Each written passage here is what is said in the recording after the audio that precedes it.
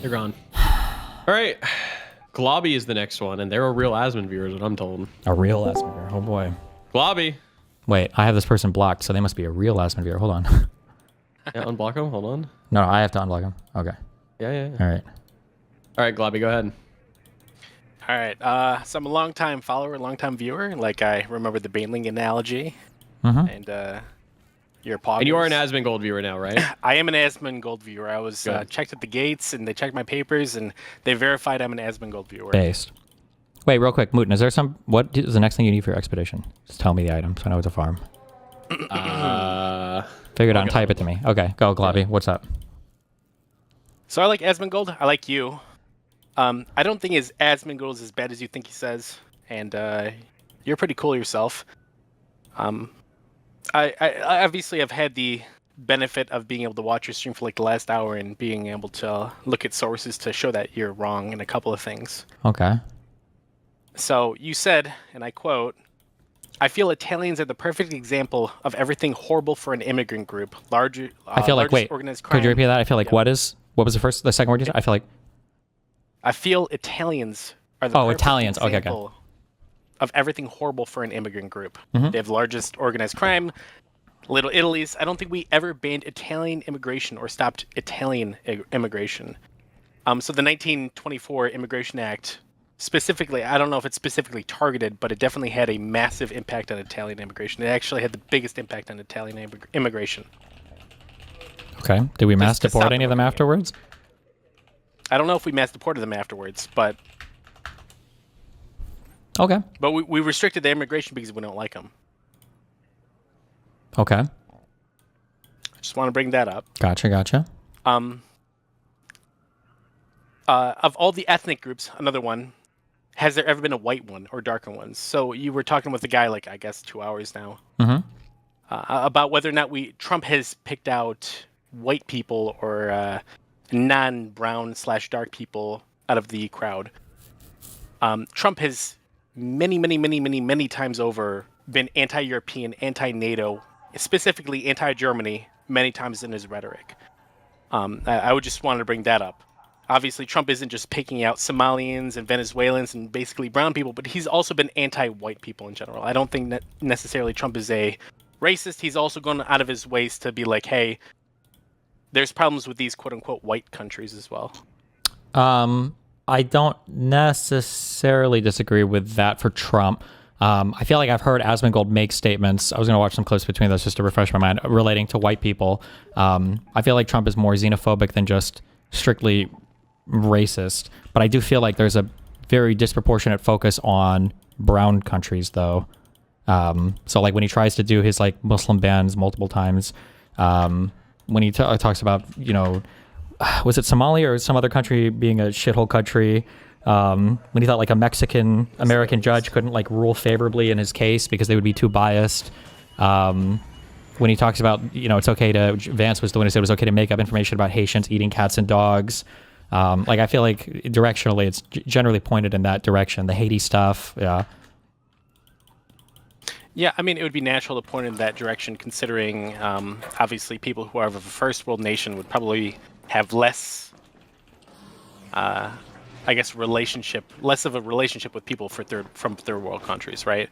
So I would anticipate there would be more criticism towards, the 80% of the population rather than the 20%, right? What can you clarify what you mean by that? Yeah, I mean, like, obviously, like, white people are like 10% of the world population, right? Okay. So you would anticipate that 90% of his critique of quote unquote foreigners would be like 90% non-whites and 10% whites, right? Probably. Maybe. I don't know if that would apply necessarily to immigrant groups in the United States, but I guess backing up, my big issue isn't necessarily, well, no, it would still be the targeting of these groups, but I think my big issue is the fact that so many of the things that he brings up are just like lies and they're okay with it. So like that whole, like the whole concept of Haitians or anybody eating dogs, like all of that was based on one guy going to some city council thing and basically just making a bunch of shit up like on a Facebook post. Like there was never any proof of anybody eating cats or dogs in the street. Like a couple random weird videos that didn't show that it all got posted and people thought it would, but that was just not a true thing. So when you're making up false things to attack groups of people who all happen to be non-white, like at some point it looks a little bit sussy, I would say, or we're probably past the sussy thing. The whole like Tren de Aragua and MS-13 thing, even though conservatives will rewrite memory hole or rewrite history now, like he talks about these things like these were like every American was freaking the fuck out about Tren de Aragua and MS-13. I don't think that was the case. I think that these were problems that he wanted everybody to care about, and they repeated it so often. Now people are like obsessively thinking about or worried about like MS-13 or Tren de Aragua, but these were not like huge problems that the American people were so worried about. I don't believe that's true. Yeah, I don't necessarily know about any of that. I just wanted to bring up the points that Trump obviously has targeted ethnic groups or groups of people that are non-minority pretty often, especially when it comes to anti-NATO and anti-European sentiment.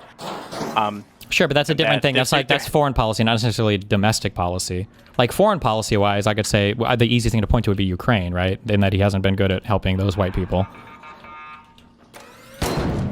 Yeah, sure. I just took issue with the particular statements you made. Like, obviously, he has targeted ethnic groups that are not immigrant, not brown, etc.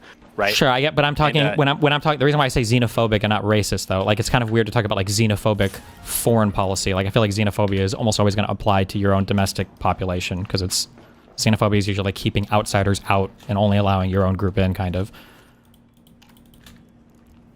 Is sussy an argument or like a position? What do you mean? Well, you said it was sussy. As in, it appears that his xenophobia is like somewhat, well, sometimes it can be racially motivated. For Asmongold, I think. I don't know as much for Trump. It kind of feels like it's a little bit racially motivated, yeah. But Trump, my criticisms about Trump are generally that of xenophobia, not usually racism.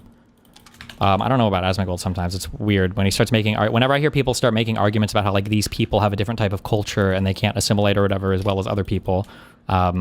I feel like I've heard Asmongold say things about like, well, if you come from this country, you're not going to assimilate as well, you know, coming from other countries. So that starts to get a little bit weird because I don't know how far they're taking that. But it's also hard because these people live in echo chambers. You don't think that's true?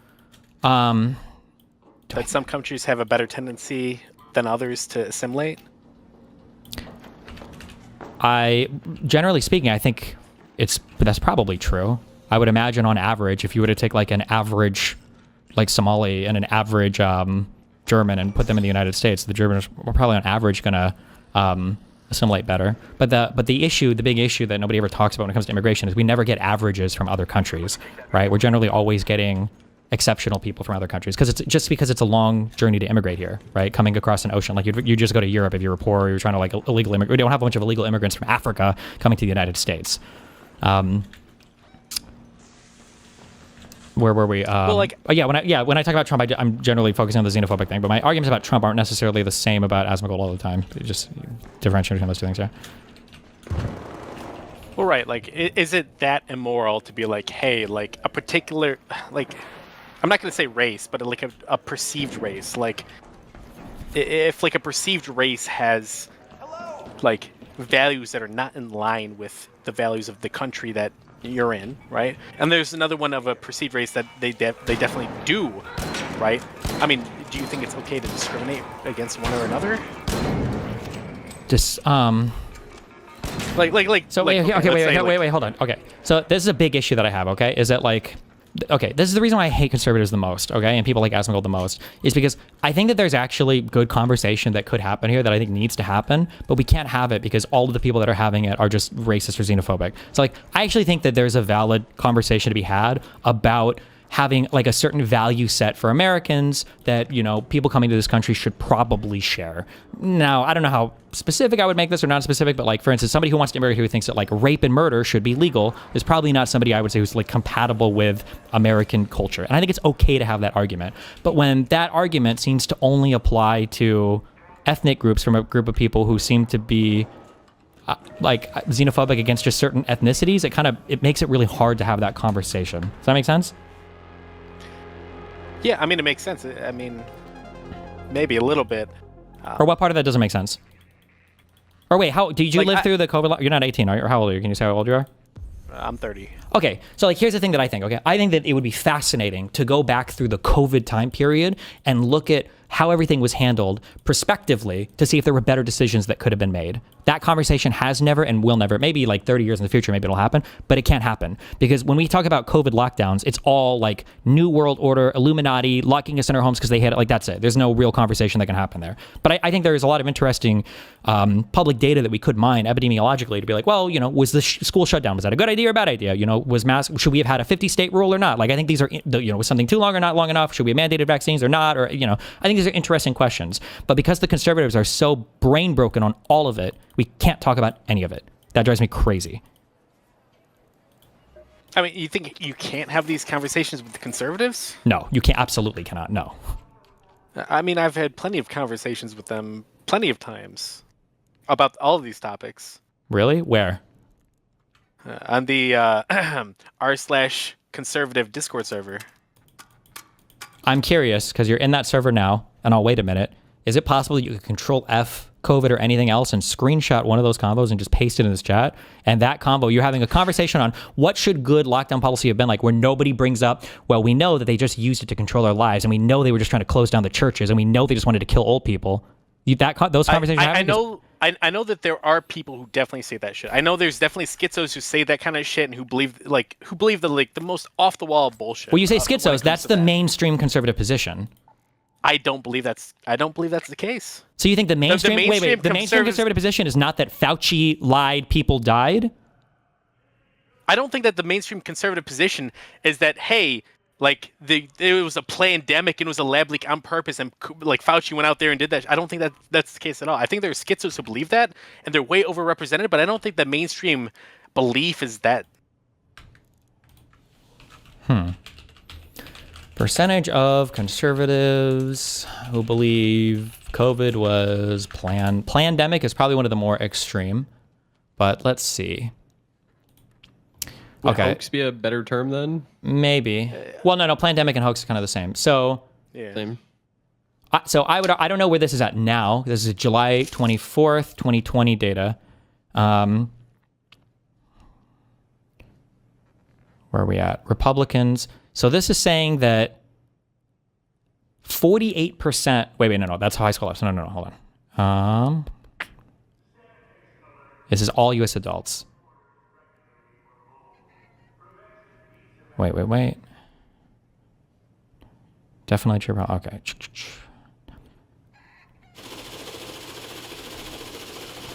Okay, definitely true, probably not true, definitely not true.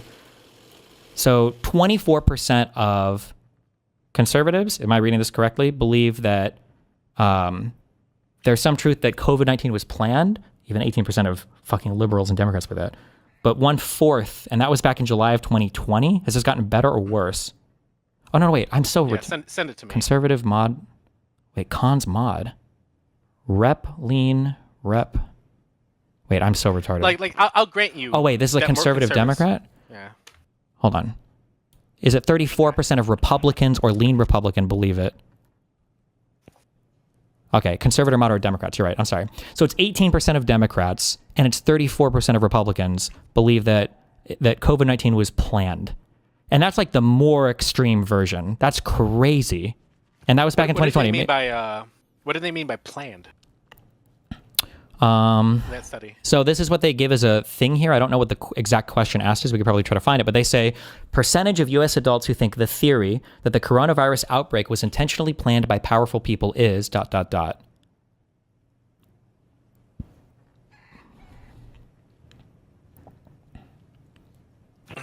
mean, I would need to look into it. I mean, I don't think, from my personal experience, right? Mm-hmm. I've spoken to a lot of people, and I would agree that on the COVID conspiracy theories, conservatives have it probably worse than liberals, obviously, right? But I don't think it would be mainstream.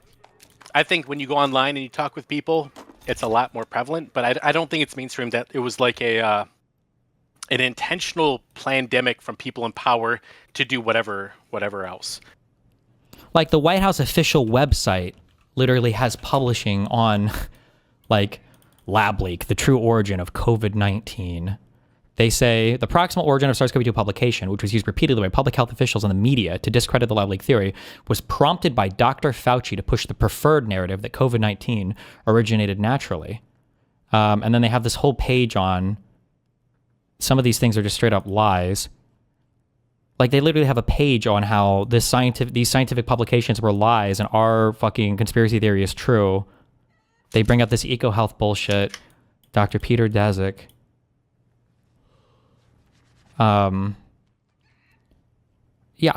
This is insane to me. Like, this is a WhiteHouse.gov website. I don't know if there are current numbers on who believes this, but I mean, we could also do the social, they even have things here. So social distancing, the 6 feet apart social distancing recommendation, which shut down schools and small business across the country, was arbitrary and not based on science. During closed door testimony, Dr. Fauci testified that the guidance sort of just appeared.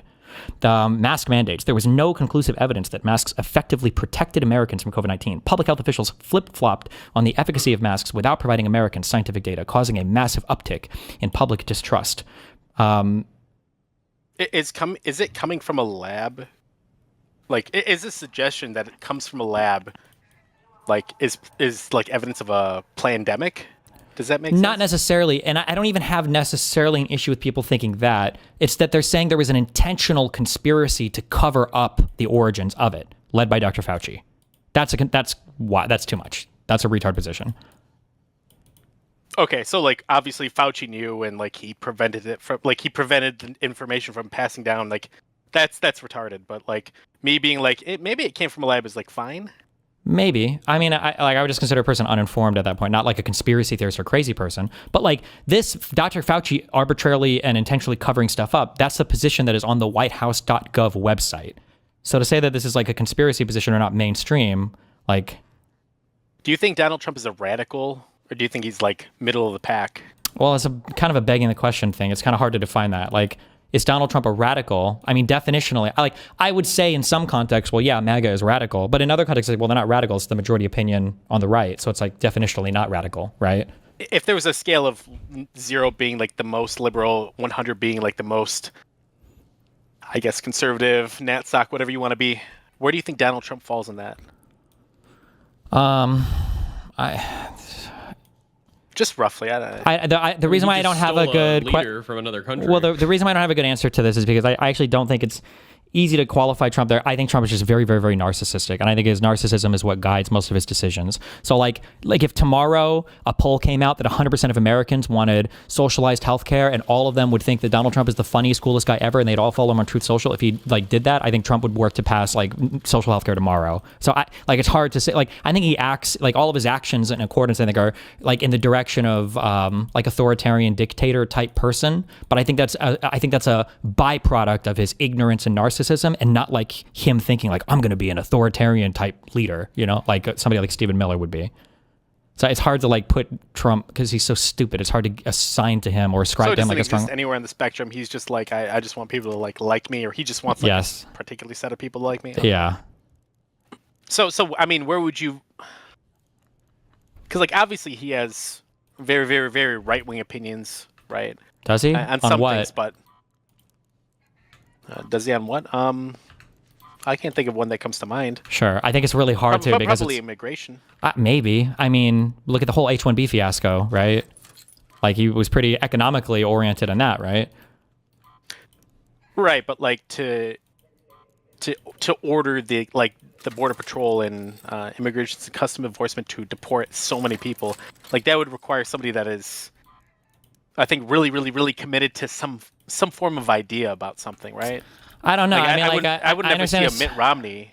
Right? Sure, for sure, but I don't think it's because he would want to do that. Right. I would have to think about this maybe a lot more, but like the reason why I just don't view it that strongly is I think that Trump is a guy who's heavily driven by his own narcissism, and I think he looks for things that he considers to be like easy wins. So like even when people like Fuentes and all these types are very quick to ascribe like Adelson or whatever, like the Jew influence on Trump, I don't actually think Trump gives a fuck about Jews. He just sees Israel as like they're always going to win, so of course he's going to back them. Like that's why. And then same thing with Ukraine, Russia. Like I don't think that Trump is necessarily like Russian oriented, or he thinks that Putin is like a good guy and he wants to be friends with Russia because he supports Russian interests. He just sees like Russia's probably going to win, and Putin like butters his goose or whatever the fuck. There's a saying there that I don't know, but Yeah, that's how I view it. He's just driven. So it's like it's hard to ascribe like a particular ideology. I don't think he hates Ukraine or hates Zelensky. He just hates that like that conflict is still going on, and there's not like an easy win that he can eke out there. That's why he gets really mad at Putin when Putin starts bombing shit again after saying that they've gotten a peace deal figured out. I mean, I can see that. Like look at the Mamdani flip. That was just insane to me. That was so embarrassing. That Mamdani talks to him for like 5 minutes, and he's basically deep throating him, on camera afterwards. I think it's crazy. Well, he's gonna hate Mamdani today because Mamdani completely denounced what he fucking did. So yeah, that'll be funny to watch. How do you feel about right-wing extremism and left-wing extremism? Like, I think they're both bad, but I think that like we see what the right wants us to see. Like left-wing extremism is bad in that the ideas are bad, but it's like not a real thing. Whereas right-wing extremism is like controlling the country. Like, who has more popular support in law right now? People like Hassan or people like Asmongold? Like, Hassan and the Tankies have gotten nothing politically for the past, 10 years, and MAGA runs everything in the government, kind of. Well, I would say that obviously Asmongold has its problems, but it's because his spread and his influence way outpaces Hassan, right? Obviously, Hassan, if his views were as mainstream or as popular as Asmongold, I would probably argue it'd be worse. I don't necessarily disagree, I think, but I'm just saying that in terms of like whose opinions are more proper or are more popularly represented right now in the country, it seems to be that like people like Asmongold, most of their shit is like MAGA is mainstream, right? That's what I'm saying. MAGA is mainstream. Tankies are nowhere to be found in government. Do you agree with that or disagree with that? Yeah, I mean, Tankies are way rarer than like MAGA. Well, non-existent in government. There's a lot of. Yeah, there's probably no. I mean, I'm sure there's some Democrats who are Tankies, but they don't necessarily own up to all those, all that stuff. Maybe a couple, but like I don't like necessarily think of Tankies. Maybe like Ellen Omar and Rashid Tlaib, maybe. But well, like, obviously Tankies, we're talking about 5% versus like MAGA, which is like 35% or something, right? Wait, what do you mean? MAGA is like half the country if they support Trump, no? Well, I don't necessarily think that because you vote for Trump that you're MAGA, right? I mean, if we're going to use... I've done like political door knocking plenty of times, and many people are like, hey, like I fucking hate Trump, but I'm voting Republican because I feel like this way on abortion or this way on these topics. I mean, in my personal experience, it's like probably 10 to 15 to maybe even 20% of the population. Sure, let me just, if I'm just looking at like power in terms of control of the country right now, MAGA has a huge, what I would consider to be like the far right or extreme right has a huge influence, and the extreme left has zero influence. Do you disagree with that position? I wouldn't say huge and zero. I would say maybe 2 or 3 times to 4 times as much of an influence. I think there's. I would say 1,000 times. Who on the far left has any influence in American politics? They got one mayor. Not even, and that's even he's like reaching out. We're talking elected officials. Yes. How many elected officials? They can exercise politics in the United States. Yeah. Yeah, I mean, definitely MAGA is way overrepresented in that category. Yeah, not 4 or 3 times, but like 100 or 1,000 times. No, right? I would agree. Probably 100 times. Yeah. Okay. But I would go on further to, like, it's not necessarily about how many elected officials you have in it. I think the Republican Party over the last 10 to 15 years has definitely gone through some kind of transformation or transfiguration, something, right, to where people from like these radical voices can like go into it. And I don't think the Democrat Party is that far behind. I think wait, on the you're saying the far left can gain like notoriety or influence or whatever? Well, I think maybe in 10 years it definitely could be the case, right? I don't think it's like I don't think just because this is the case now doesn't mean like in maybe 10 years it couldn't be completely not flipped, but it couldn't be much more equal, much more even. I mean, it could be, but why would I even consider a hypothetical problem when I have a real problem right now? Well, because if we went 15 years back in the past, we wouldn't be having this conversation. Nobody would have thought that the position that we're in would have been the position we are in now. Well, sure, right? But then I would just. I think that definitely there's a radicalization. We would have a different conversation 15 years ago. I agree with you, but but we're not 15 years ago. We're now, so I'm having this conversation now, right? Right, but my opinion about this is that more that we happen to exist in an environment where these talking points and this argumentation would work, right? And I don't necessarily think this will always be the case, right? Definitely, I could foresee a future in which Democrats are like the far left is far more prominent than they are now. Okay, and if that happens, then I'll talk about that. For sure. Yeah, I agree. I think that definitely the radical people on the right, like especially the anti-vaxxers, the whatever else you want to do, the pro-Jan 6thers, right, are a problem. But I don't necessarily think that Asmongold supports these things. But he supports directionally almost everything, it seems, from the Trump admin. Like, I think that if you were to ask him today, if you could choose today after everything that's happened over a year, like in my mind, if you would still say that Donald Trump was a better choice over Kamala Harris at this point, I just think you're a deeply politically unserious person. Or like, you have to be super deep in the Trump camp to say it. And it really doesn't matter how much lip service you pay to saying you're not a Trump supporter. Like, if at this point you still believe that, after worldwide tariffs, after threatening allies to invade them, after unilaterally kidnapping a leader from a sovereign foreign country, after alligator Alcatraz, after like there's just so much stuff. Where it's I don't want to hop between topics like crazy ADHD style. But how do you feel about the Venezuela thing? Not good. Briefly. What do you? Or what kind of an I'm excited opinion? for you to watch the Oh God, Trump speech. yeah. That's gonna be good. Did you watch it? I haven't yet. No. I mean, he basically said like, "Hey, like we're gonna take the oil, we're gonna take this country, we're gonna run it for like." Don't ruin it for him. It's gonna be good. My bad. No, Spoilers. it's gonna be good. Yeah. But why do you not feel good about it?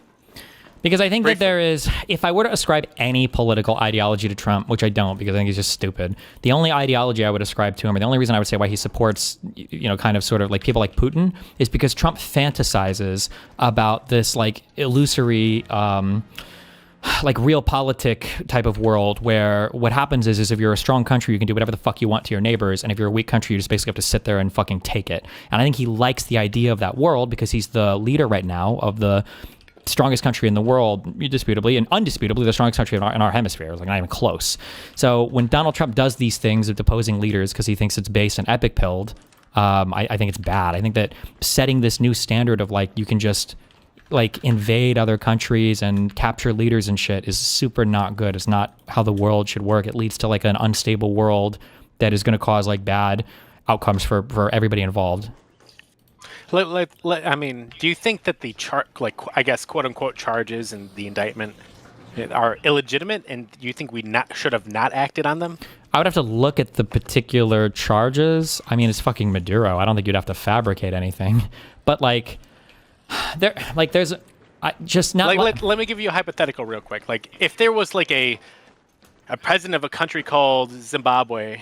Right, hypothetical country, right? And like he was like obviously pushing drugs into the United States through all these means intentionally. Do you think it's something the United States should not get involved simply because he's the president of a particular country? I think the strongest thing you can do is build a coalition in the United Nations to take action against it. I think you need to like have a coalition of international partners and say, hey, look, we need to do something about this and build on those partnerships and then do something. We're the leader of the free world. We should be able to do this. Okay. You ever see the TV show? Have you ever seen it? The United Nations doesn't exist. Well, then it's a different world, right? Then I would say I would feel a lot differently about a lot of things. But like you've seen the show Dexter, right?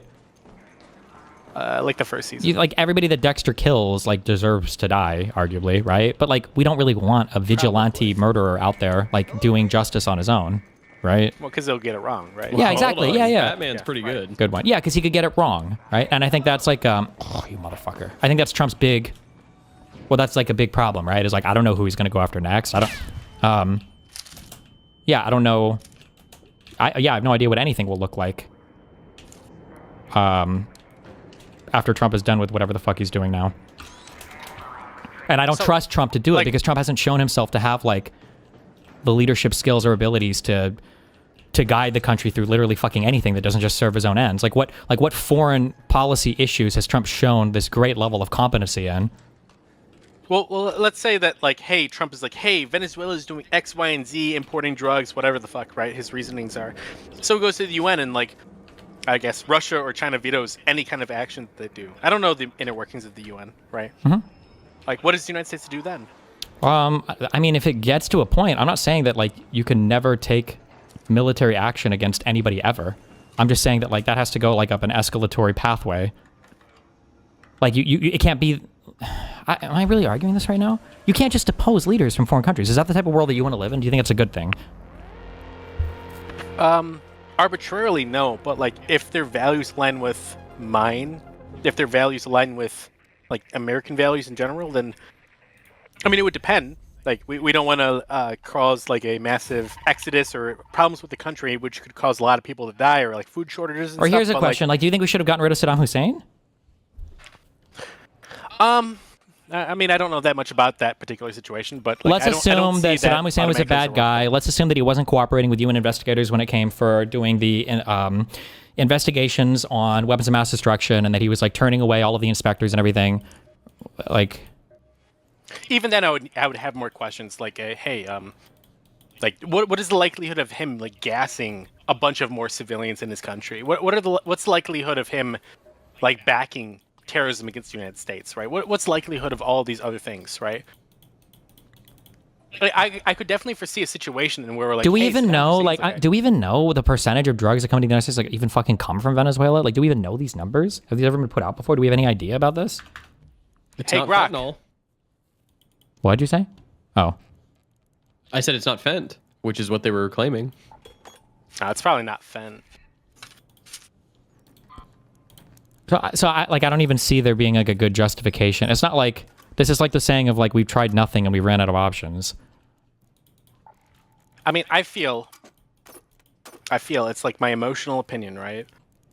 That we should be able to go into another country that is diametrically opposed to us and be able to cause regime change. Obviously, do what is ethically is possible, right? Sure. Well, But here, I let's think say we should be I able to agree do with you. something. Let's say I agree with you. Okay, if that's the case, then fine. But you have to at least make that argument to the American people. Go to Congress, get a declaration of war, whatever the fuck you need to do. Like, you should have to make you shouldn't be able to do it unilaterally, especially just as the president. I mean, obviously, if we're talking constitutional argument, as to No, whether or not he has the right to- constitutional. Hold on. No, Hold- like no, morally. I understand that, but part of talking to the American people is being elected, right? Obviously, if his platform was like American first, and we should be able to put these dictators in their place, then I would have a lot more ability to like give him some leeway. But like, obviously, he ran on the platform of no new wars. Right. No, well, no even more wars if or whatever you, he said. yeah, but I mean, you shouldn't just because you won an election doesn't give you carte blanche to do basically anything you want, as long as it conceivably fits under the slogans that you use to get elected. You should still have to make your arguments to the American people, follow the correct legal pathways, like do the things that you have obligations to do as president of the United States. I mean, unless you think that, like, for example, inviting Congress into a conversation would lead to leaks or other information, right? Like, if Donald Trump was like, hey, like, we could go through like 10 committees and have 400 conversations, and then we could be sure of whatever the fuck we're doing, right? But if he's like, hey, we have this opportunity to do this thing aggressively and do it well, I feel like we elect a president to be able to do things like that. If Donald Trump, like, obviously Donald Trump's an idiot. Obviously, Donald Trump probably had this he had to make this decision, right, pretty quickly. I mean, I don't know how. I just like the issue that I have is that like I agree with you on the most highest and abstract theoretical levels. But like we're talking about like imminent threat to the United States. Like if the country of Mexico was planning on launching missiles and we need like a swift and vigorous executive to make a quick snap decision. We don't have time to run through Congress and everything else, then sure. But like apparently the indictments from Maduro are like 5 years old. It's not like the Venezuelan shit is new. And then like when you look at everything else going on in the country related to the Epstein stuff, related to the tariffs, related to the inflation, related to the general unpopularity of the presidency, it doesn't really seem like this is some like, oh my God, it seems like a Hail Mary to try to like win some more approval back from the American people. Like there's a world where conceptually what you're saying is true, but as applied here is just not even remotely the case. Trump even said today in the briefing that he had is they have been trying to do this for the past 5 days, but weather wasn't permitting. So they've known that they were going to do this exact same thing. They could have talked to Congress. Yeah, I mean, this would be important to be like, hey, like, why didn't you talk to Congress? But I think we put a lot of importance in being the president, and I think the president should be able to make these kinds of military decisions when it comes to these things. I don't think it's the craziest thing in the world for the United States to do what Donald Trump did. I mean, it is Obama though. killed how many people with drones, and we didn't consult Congress with every single. But it was person in a that theater. airstrike, It was in a right? theater where we had the authorization for the use of military force across the Middle East to fight terrorism. Like we had the Congress president approved of it. Yes, the UAMF. Yeah, there was broad authority for the president. That's why they never challenged him on his authority to do it. They just will complain about it afterwards, but he had the authority to do that. Biden did. Trump did. Well, I mean, Donald Trump has the authority to do what he did. I don't think the UAMF applied to South America. I think the UAMF specifically called out. I don't think it does either, but I definitely do think that the president has the ability to take military action within a certain time period. The president of the United States has the authority to kidnap foreign leaders if drugs are being exported from their country into ours. Do you think that the president of the United States has the authority to engage in limited military interaction? For sure, even unapproved by Congress. And do you think the United States has the ability to engage in law enforcement across like international lines? No, I don't think so. You don't think the DEA, for example, could go to another country where somebody ran away to extradite someone, to take them into custody and extradite them? No. And that's not what extradition is. Extradition is the other country doing it. And if you did that, you get killed. There's no way. That's why those are like special ops, like black site missions. If you're going into another country to grab somebody, yeah, you can't do that. Well, real quick, how do you feel about like the Mossad going into like Argentina and other countries and just basically taking them and just like bringing them back to Israel for trial after the crimes of the Holocaust? Were these like kidnappings, or I mean, if they did it, my guess is they basically were. I mean, I'm pretty sure the Mossad does stuff like that, like assassinations of other leaders and shit, where they would be like contraindicated by international law and everything. But I think they do that, right? Yeah. Are you? But I'm guessing that's a boring answer. I'm describing it. You're asking me like, is it morally acceptable? I think it's a little bit more difficult to evaluate Israel's position there because the threat to their country is greater than any threat to America, and their status as an existing country and as a only country for Jewish people is like a little bit more peculiar or special. Like if the United States was legitimately being threatened by like an enemy and it was like represented a dire real threat to the United States, then like I said before, I think we want a swift and vigorous executive that can do something. I wouldn't necessarily be as like opposed to it. That's why I'm saying on like the broadest, most abstract level, I don't disagree with you, but as applied to these circumstances, not even close. It's ridiculous. Yeah, I mean, I guess I kind of agree with the reason, or not the reasons he did it, but I agree with what he's doing, right? Obviously, to secure Venezuela, secure their natural resources for the United States. I mean, I agree with these sorts of things, especially when it's a hostile regime. In general, I would be in favor of turning nearby hostile regimes so if we just start invading every country in South America, if we do Colombia next, Cuba next, you'd be okay with all of that, deposing, kidnapping all of those leaders, collecting them like Pokemon cards, and just stashing them in U.S. prisons while we install our own regimes there? Well, no, the best possible route, right, to consider that these people, hey, all of these countries could potentially be enemies if we do it the wrong way, right? To go about it in an intelligent way, to basically do regime change to the ones who are hostile and support the ones who are friendly. Intelligent way implies like soft power things, not kidnapping foreign leaders of sovereign countries. I don't necessarily think that's the case. I think an intelligent way, showing overwhelming force in a situation, could definitely deter other hostile players in the area from being hostile. Right? I disagree. I think what it does is I think it creates a new set of rules, and it puts everybody a little bit more on notice in a really bad way. Like I don't know where you stand on this. Hopefully you're not crazy or whatever. But like there are some people who think that like Charlie Kirk was assassinated by, I've heard from the Russians to the Mossad to the French to everything else. I'm sure you've heard these conspiracy theories, right? He was obviously assassinated by the Jews, right? True, yeah. But like this is a thing where like on its face it's so ridiculous of a theory because other countries like it would not be staging assassinations like this in the United States of America, especially on a U.S. national. This would just be so crazy for so many different, because now everybody would be like, oh shit, like I don't know if the United States is about to start killing my people. But now like if you're a U.S. president, do you have to be careful, like, the countries you're going to? Like, could people just start fucking kidnapping you? Or, like, are world leaders now going to be wondering, like, am I safe to travel to the United States? Or can I go to countries that are out? Like, that just gets really weird. You're creating this really hostile environment that is going to make everybody less trustworthy of each other, and it's going to hurt towards any type of international coalition building. It's just really bad to rewrite international rules like this. This is the same thing with, like, Russia invading Ukraine and taking territories. Like, you're not supposed to do this type of stuff anymore. Yeah, I mean, obviously, there's problems with it. Obviously, the critique that Putin levied at Trump being like, hey, like, you can't just invade a sovereign country and blah, blah, blah, blah, blah, blah, blah, that I saw on Twitter, which is definitely true. Like, I would say that to take a step back from everything, right, I don't think it's the worst thing in the world to go up to somebody and be like, hey, like, you're a shitty leader, fix your shit or we're going to come after you because you're diametrically opposed to my set of values. I don't think this is, like, the worst thing in the world. In fact, I would go as far to say that, like, hey, if there's a leader, especially in your sphere of influence, that is opposed to your goals in the region, especially when, like, for example, I agree with the values that country has, that we can't take actions against it. No, you keep generalizing. We can take actions, and we should. And you should fight with people for like job promotions, and you should fight with people to outperform them, to get top rankings in your classrooms in school or whatever. But that doesn't mean you can just start killing people because you don't like them. Like, there are rules to this, and the reason why these rules exist is because we want them to be reciprocated. Because we want a world where we agree how we're supposed to fight each other. We don't want a world where it's like winner take all. The most powerful person is the one who wins, because this is just like a world of infinite 9/11s and shit. Where it's like, okay, well, I guess we're just like mass terrorists attacking everybody now because the United States thinks that they can just do whatever the fuck they want because they've got the power over us.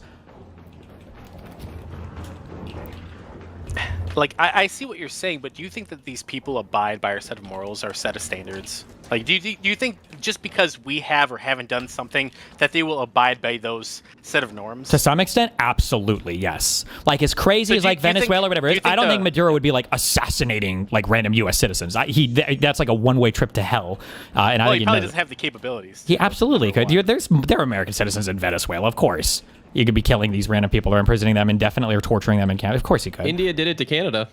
Well, we did it to Venezuelans. We're like capturing them and imprisoning them and torturing them. No, I'm saying if Maduro wanted, there are American citizens in Venezuela right now that he could do that to, but they would never just do You're U.S. giving the example of like, we're not doing this, they're not doing this, therefore they're bound by our set of standards. Well, no, like, because I think they're not doing this because of a real politique reason. They're like, hey, we're not going to torture random fucking American citizens because that's going to give Americans a casus belli to come in with fucking literally everything that they have and butt fuck us. Exactly, but the real politique thing here is a bit more extrapolated than you realize, because you're saying that the real politique is actually following international set of norms, right? I'm not going to do this because if I do this, then I know what America will do this. Well, then, so we shouldn't do it because we're showing that we're willing to follow some like set of rules, right? As long as you don't do this, we're not going to do this. But if we start doing it, well, then the real politique math changes because now they're going to do it, right? If Americans start capturing and abducting fucking foreign leaders, then fuck, maybe we should engage in ABC, XYZ behavior. So you think that the fact that America, like, I guess, stole Maduro, that like all these other countries around the world are going to be like, hey, this ambassador in this country, we could totally steal him for like political points? Potentially, but the thing is, it's hard because Trump is doing so much extremely crazy radical shit. Like, I don't think this all changes overnight, but it definitely starts to build on those arguments. Yeah, for sure. When a country does a bad, and then another country wants to do a bad, and then the international community goes to that other country and say, why are you doing it bad? Of course that other country points to other people and go, well, look what they're doing. Fuck you, right? You want to build, this is why you have to be able to build like an international coalition and consensus around some things. But when your own behaviors betray the standards you're trying to enforce, then you have less moral authority internationally to do things, and people are less likely to follow you in on those things. But what if we don't need international consensus? But we do. It's important to like work with the world. We can't do everything on our own. We're a very interconnected world. So in a world where we didn't need international consensus, we wouldn't need to abide by. Then potentially in a totally different type of, on a different planet where there's like just one master country, maybe it would look a lot different. But right now, I think we have a good incentive to want to work with other people and to be a friend to most other countries. Yeah, I think that benefits us. I don't think stealing Maduro is going to cause any European countries to not agree with us on matters like Ukraine or Russia or like China. I don't think the kidnapping Maduro is going to make any of the South American countries less likely to like us. In fact, I think it would be more to force them more likely to agree to what we want to do to them.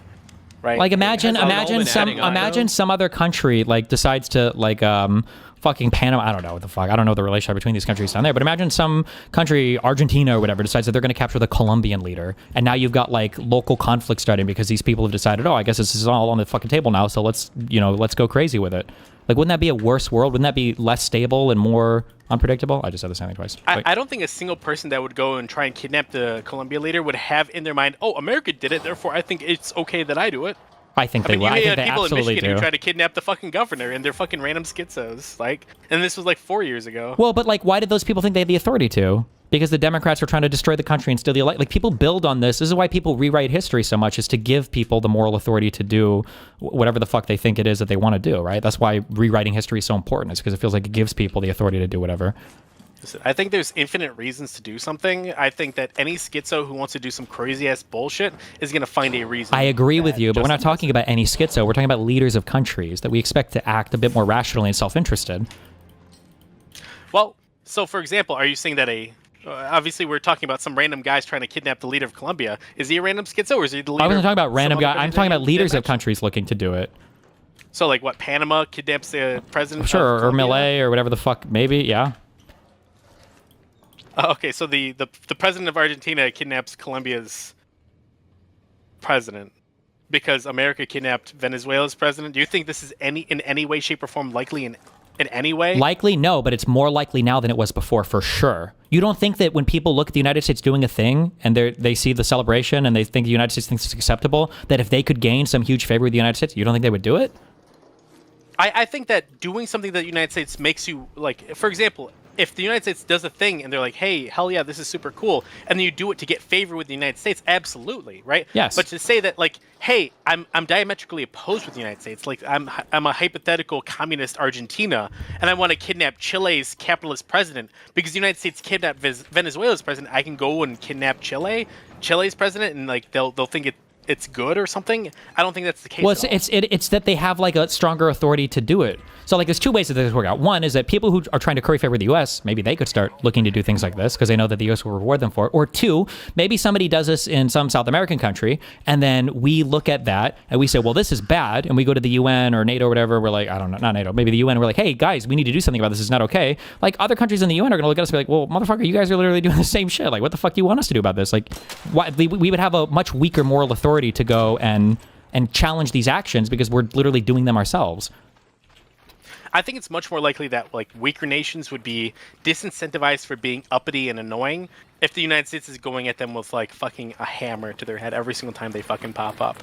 I think it's much more likely the case that like, hey, Argentina, we want to kidnap Chile's president because of blah blah blah reasons. Like, we probably shouldn't because the United States is run by a fucking dumbass who could fucking blow our fucking brains out at any fucking point, kidnap us, and do whatever the fucking on the USS Iwo Jima, right? I think that's well. Donald Trump has been threatening stuff with Maduro for how long? Did it seem like it affected any of his actions at all? I think for the last 6 months it's all been intentional, probably. What has been intentional? Maduro wanted to get kidnapped, or? Oh no, not Maduro wanted to be kidnapped, but the obvious buildup over the last 6 months or so to get something done in Venezuela. Obviously, the rhetoric Trump has been putting out, the buildup of U.S. forces in the area. It's my opinion that we definitely did strikes on Venezuela's capital to get him to move, and that's when we apprehended him. Right? This whole thing was a ploy to get to that point. Right? Okay, so you think in your version of the world, it should literally just be everybody just taking it should just be all like strongest countries bullying weakest countries, and that's a better world than the one we live in now. If you want to take land or depose leaders or do whatever you need, so like if China were to invade Taiwan, you'd say, well, I mean, they have the right to do that. Or if Russia wants to take over all of Ukraine and then invade, Poland next, well, Russia should have the ability to do that. You'd say, like, well, it is what it is. No, not necessarily.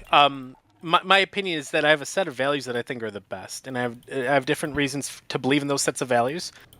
And I definitely think that we should support things like the United States because they have a set of values that are really good. Their institutions are great. We're not talking about just supporting.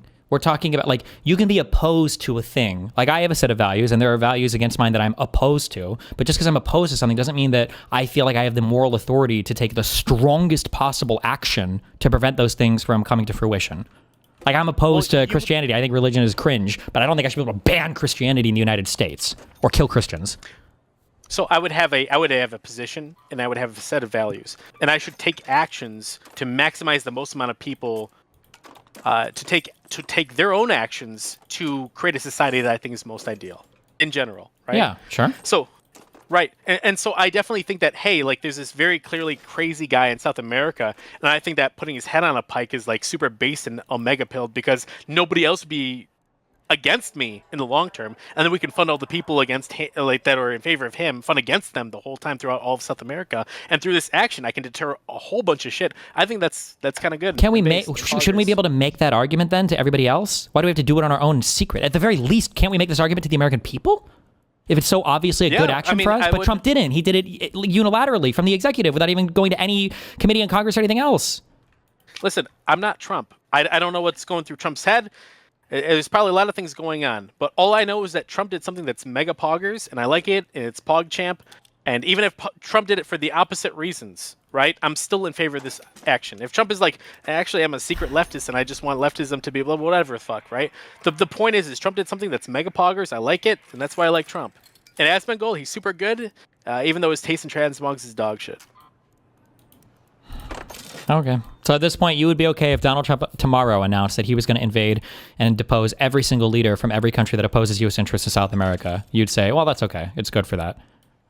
No, because I think it would have a negative effect overall. But deposing one leader and kicking him out of his country won't have a negative effect overall. Right. So, like, let's say I'm playing Risk, right? A board game, and I'm playing against 7 other people, and I'm immediately like, hey, fuck all of you. I'm going to kill all of you, blah, blah, blah, blah, blah. And I go off. Obviously, everyone's probably going to single me out and come after me. But, like, if I can go after, hey, everybody, this one guy's the problem, and if I can go after the next guy, hey, this guy's the problem, and eventually it leads me to dominating the whole board, that's probably the best way to do it. Obviously, him like saying, hey, by the way, like 3/4 of the world, you're all our permanent enemies forever and always, and we're all going to invade you, is probably the dumbest fucking thing he could probably do. Like he is with the tariffs? Yeah, like he is with the tariffs. Or like he is when he threatened to invade Canada or Greenland or Panama? Absolutely. Like he's dumb as fuck when it comes to Greenland, Panama, and Canada.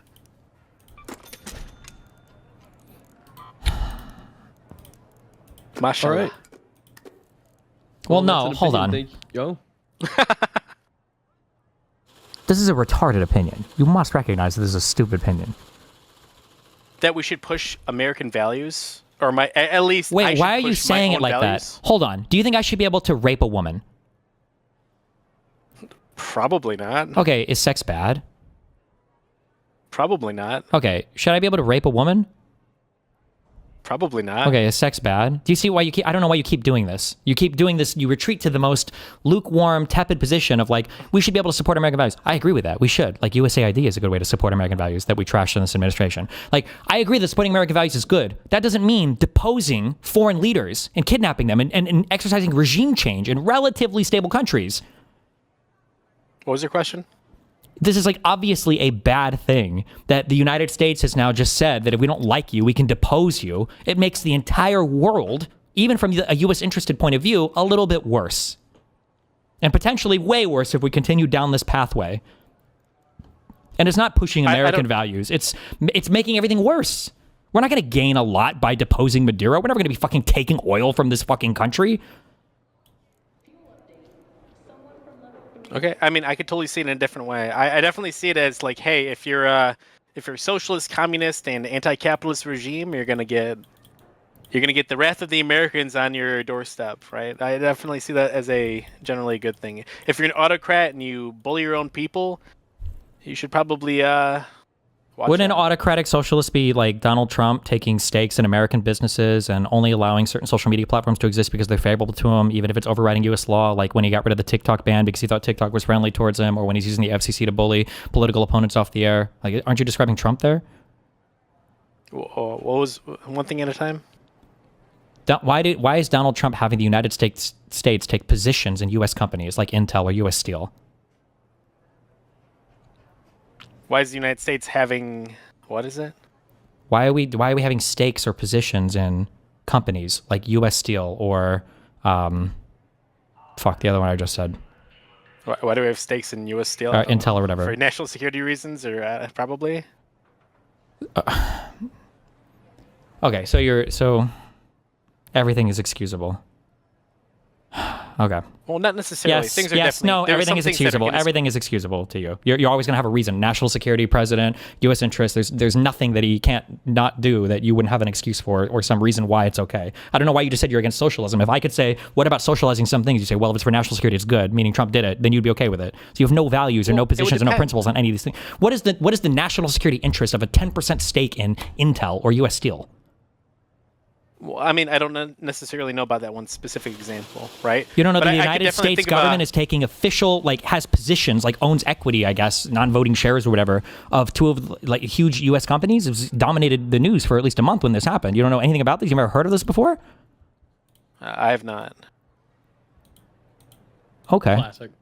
And then, I mean, I'm sorry, I'm trying, but I don't know anything about the United States taking positions in U.S. Steel and a whole bunch of other things.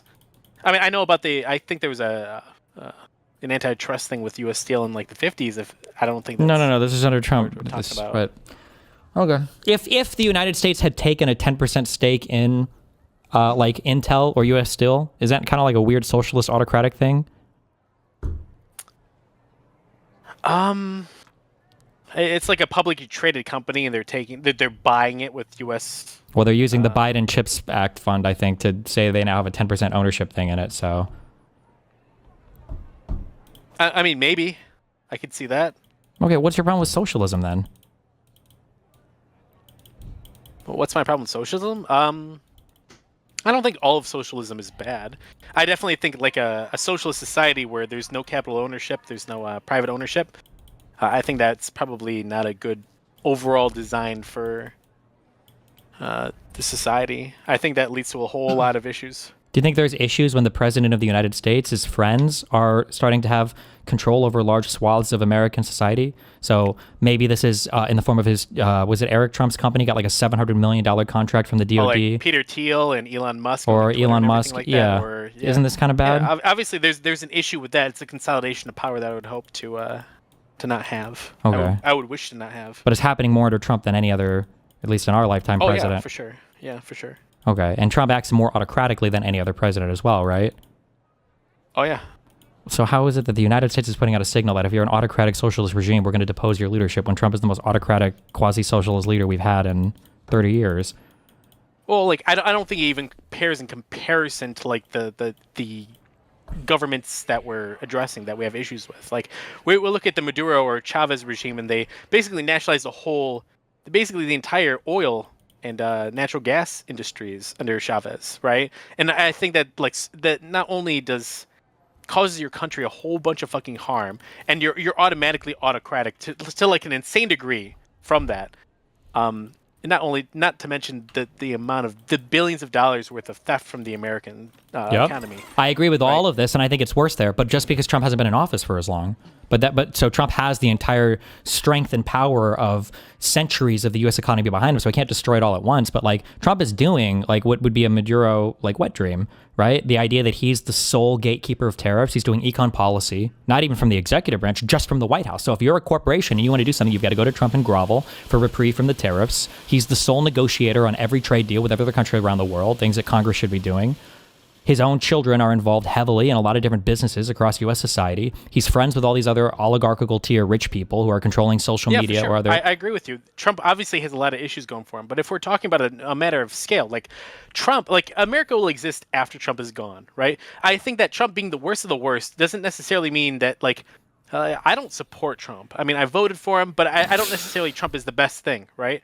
But you thought he's better than Harris. When he's moving the country in a worse direction than Harris would be in basically every conceivable metric. I think some of Harris's economic questions, especially the unclaimed gains tax, whatever the fuck that's called, are stupid. I think that's problematic. I definitely think that Trump's tariffs are also super fucking problematic. Sure, but the difference is Harris would have taken decisive. Harris would have never been able to pass her wealth tax, right? Because she would have gone through Congress, and Congress would have said no because it's a retarded idea. So that would have never happened. But Trump can do anything he wants to do because he doesn't believe in democracy or rule of law. He just does it from the White House. Yeah, probably Trump cares a lot about it. I'm sure there's a lot of things Trump wants to do that he probably hasn't been able to do. This administration, I think he's doing almost anything he wants to do. For the first admin, I would agree, but this time he realizes he needed a bunch of people who didn't believe in rule of law. I guess the military guy, the president from another country. I think he's just doing whatever the fuck he wants. Yeah, the president. Yeah, I don't necessarily think that's like the worst thing in the world. I'm not asking if it's the worst thing in the world, but I'm saying that like even economically, like nothing Harris would have done would be to the equivalent of like the Trump tariff shit. Yeah, I mean, if she got everything she wanted and Trump got everything he wanted, obviously Harris would have been worse. But whether or not Harris could have gotten what she wanted, she probably wouldn't have. You're probably right. No, she definitely wouldn't have. I don't know why we're comparing these things. Trump rules like an autocrat, and Democrats rule like democracy believers, right? Biden got legislation passed to do the things that he wanted to do. Harris was the vice president. Why would we expect Harris to be much different? Donald Trump tried to be autocratic in his first admin, but he didn't realize that he needed other autocrats to do it. So all of his cabinet were kind of like saying, hey, bro, you're fucking crazy. This time he got a cabinet that was willing to go along with this crazy shit, and now he's doing whatever he wants. So like the things that Harris would have been able to pass, I imagine would be comparable to what was going on under Biden. I think Biden's first term, if it was an indication of Harris's second or Harris's term, I just don't know like in what world would Trump be outpacing Harris realistically. Yeah, to be honest, when the election happened, I wasn't thinking as to whether or not Harris would have been able to accomplish her goals. I said like Harris wants this, Trump wants this. Wow, Harris's thing is super fucking dumb and bad. Like that's kind of stupid. And you don't think it's kind of stupid to just evaluate things based on campaign slogans or so if a president came up and he was like, I'm going to make every single person in the country rich, you would automatically vote for that guy without even thinking about it? No, I think it goes more deep than that, right? Obviously, you have to do some kind of critical thinking. Obviously, you're a high IQ individual that watches Rick and Morty, and me too, right? Obviously, if it's a super super basic claim that like, hey, everyone's going to be a billionaire and no one's going to have to need anything. Obviously, this is a claim that is like. Okay, wealth tax is also stupid. like we're never doing a wealth tax but in the if you're United like, States. hey, I want to. What was that? We're never doing a wealth. I hate wealth taxes more than anybody, more than any of you guys. I hate wealth taxes, but like this has never even come into my mind as a possibility. There's no world where Harris gets a wealth tax passed. It just never happened. I know anybody that knows anything about e-commerce finance in the U.S. is never happening. It would be an impossible to pass thing on the Democratic side. Now, if Trump wanted a wealth tax, Trump could probably do it because he would find some way to do it from the executive branch. I think a wealth tax would be political suicide for him.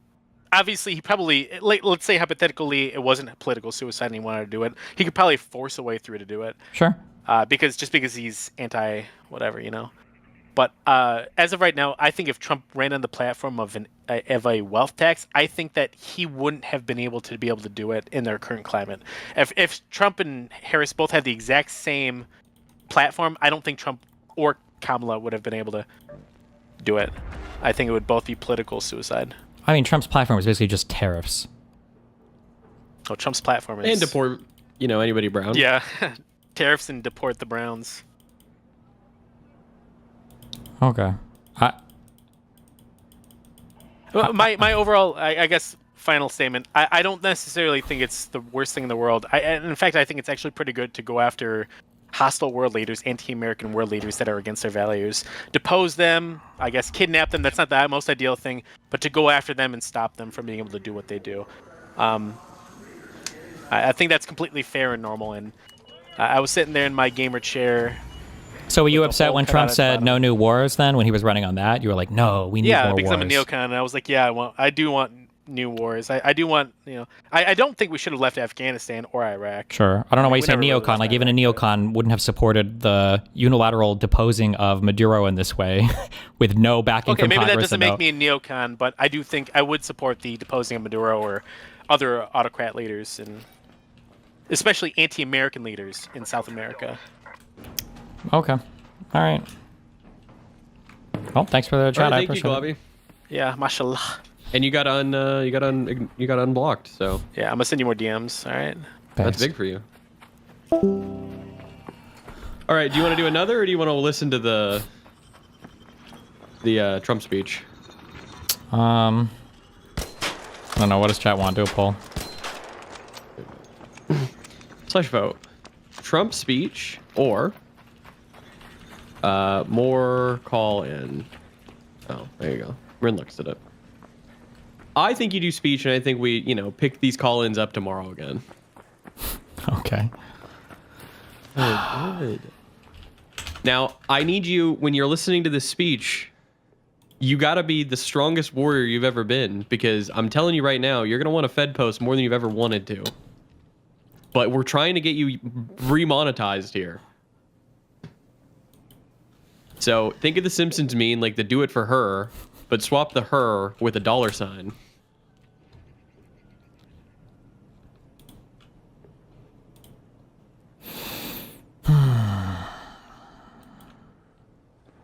And while you do this, I'm going to go build a bed. So okay, I will be back for Arc Raiders after, though. Right. And I'm going to be watching.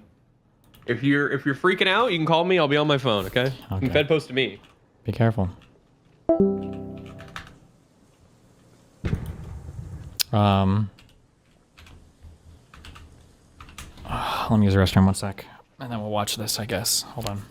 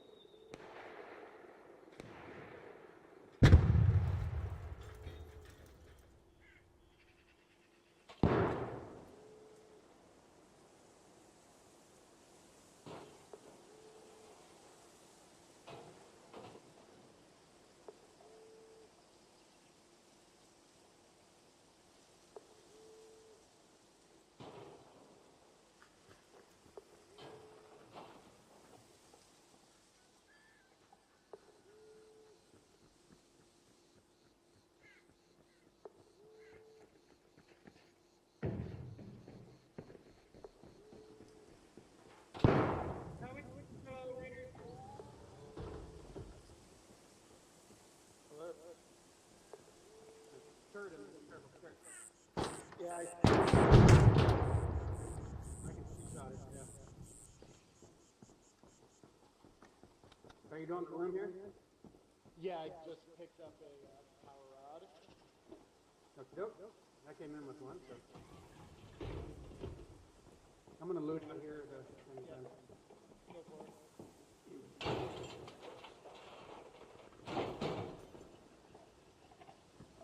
And I got a power rod out here.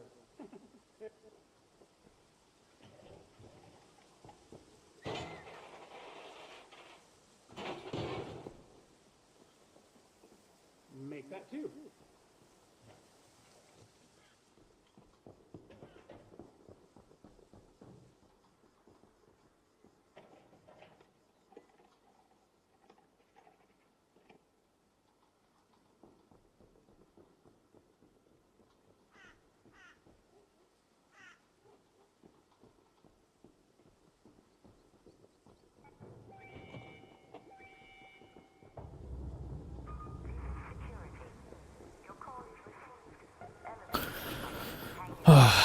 Jesus.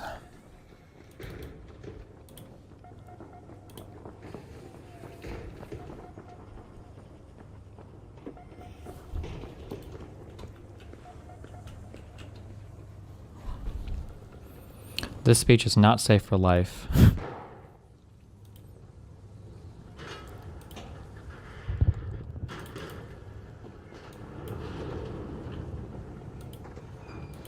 Hold on. This.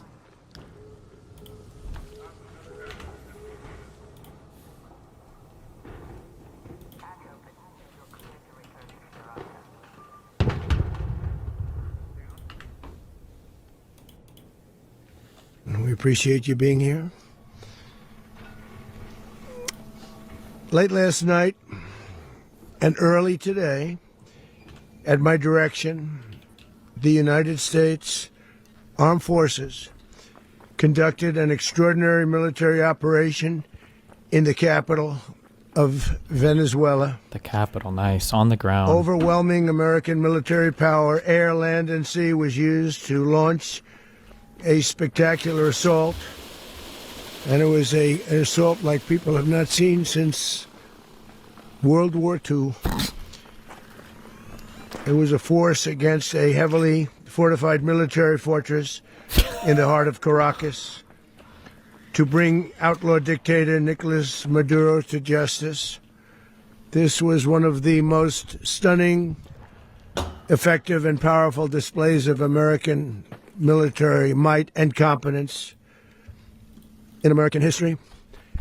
And if you think about it, we've done some other good ones like the attack on Soleimani, the attack on al-Baghdadi, and the obliteration and decimation of the Iran nuclear sites just recently in an operation known as Midnight Hammer. No new wars, guys. All perfectly executed and done. No nation in the world could achieve what America achieved yesterday, or frankly, in just a short period of time. All Venezuelan military capacities were rendered powerless as the men and women of our military, working with U.S. law enforcement, successfully captured Maduro in the dead of night. It was dark. The lights of Caracas were largely turned off due to a certain expertise that we have. It was dark. It was deadly. I hate him so much. But captured along with his wife, Celia Flores, both of whom now face American justice. Maduro and Flores have been indicted in the Southern District of New York, it's Jay Clayton, for their campaign of deadly narco-terrorism against the United States and its citizens. I want to thank the men and women of our military who achieved such an extraordinary success overnight with breathtaking speed, power, precision, and competence. You rarely see anything like it. You've seen some raids in this country that didn't go so well. They were an embarrassment. If you look back to Afghanistan, or if you look back to the Jimmy Carter days, they were different days. We're a respected country again, like never before. These highly trained warriors operating in collaboration with U.S. law enforcement caught them in a very ready position. They were waiting for us. They knew we had many ships out in the sea, just sort of waiting. They knew we were coming. So they were in what's called a ready position. But they were completely overwhelmed and very quickly incapacitated. If you would have seen what I saw last night, you would have been very impressed. I'm not sure that you'll ever get to see it, but it was an incredible thing to see. Not a single American service member was killed, and not a single piece of American equipment was lost. We had many helicopters, many planes, many people involved in that fight. But think of that, not one piece of military equipment was lost, not one service member was, more importantly, killed. The United States military is the strongest and most fearsome military on the planet by far. With capabilities and skills our enemies can scarcely begin to imagine. We have the best equipment anywhere in the world. There's no equipment like what we have. And you see that even if you just look at the boats. We've knocked out 97% of the drugs coming in by sea. 90%. Each boat kills on average, 25,000 people. We knocked out 97%. Jesus. And those drugs. One boat, 25,000 dead Americans. True. We're going to run the country until such time as we can do a safe, proper, and judicious transition. So Jesus Christ. We don't want to be involved with having somebody else get in, and we have the same situation that we had for the last long period of years. So we are going to run the country until such time as we can do a safe, proper, and judicious.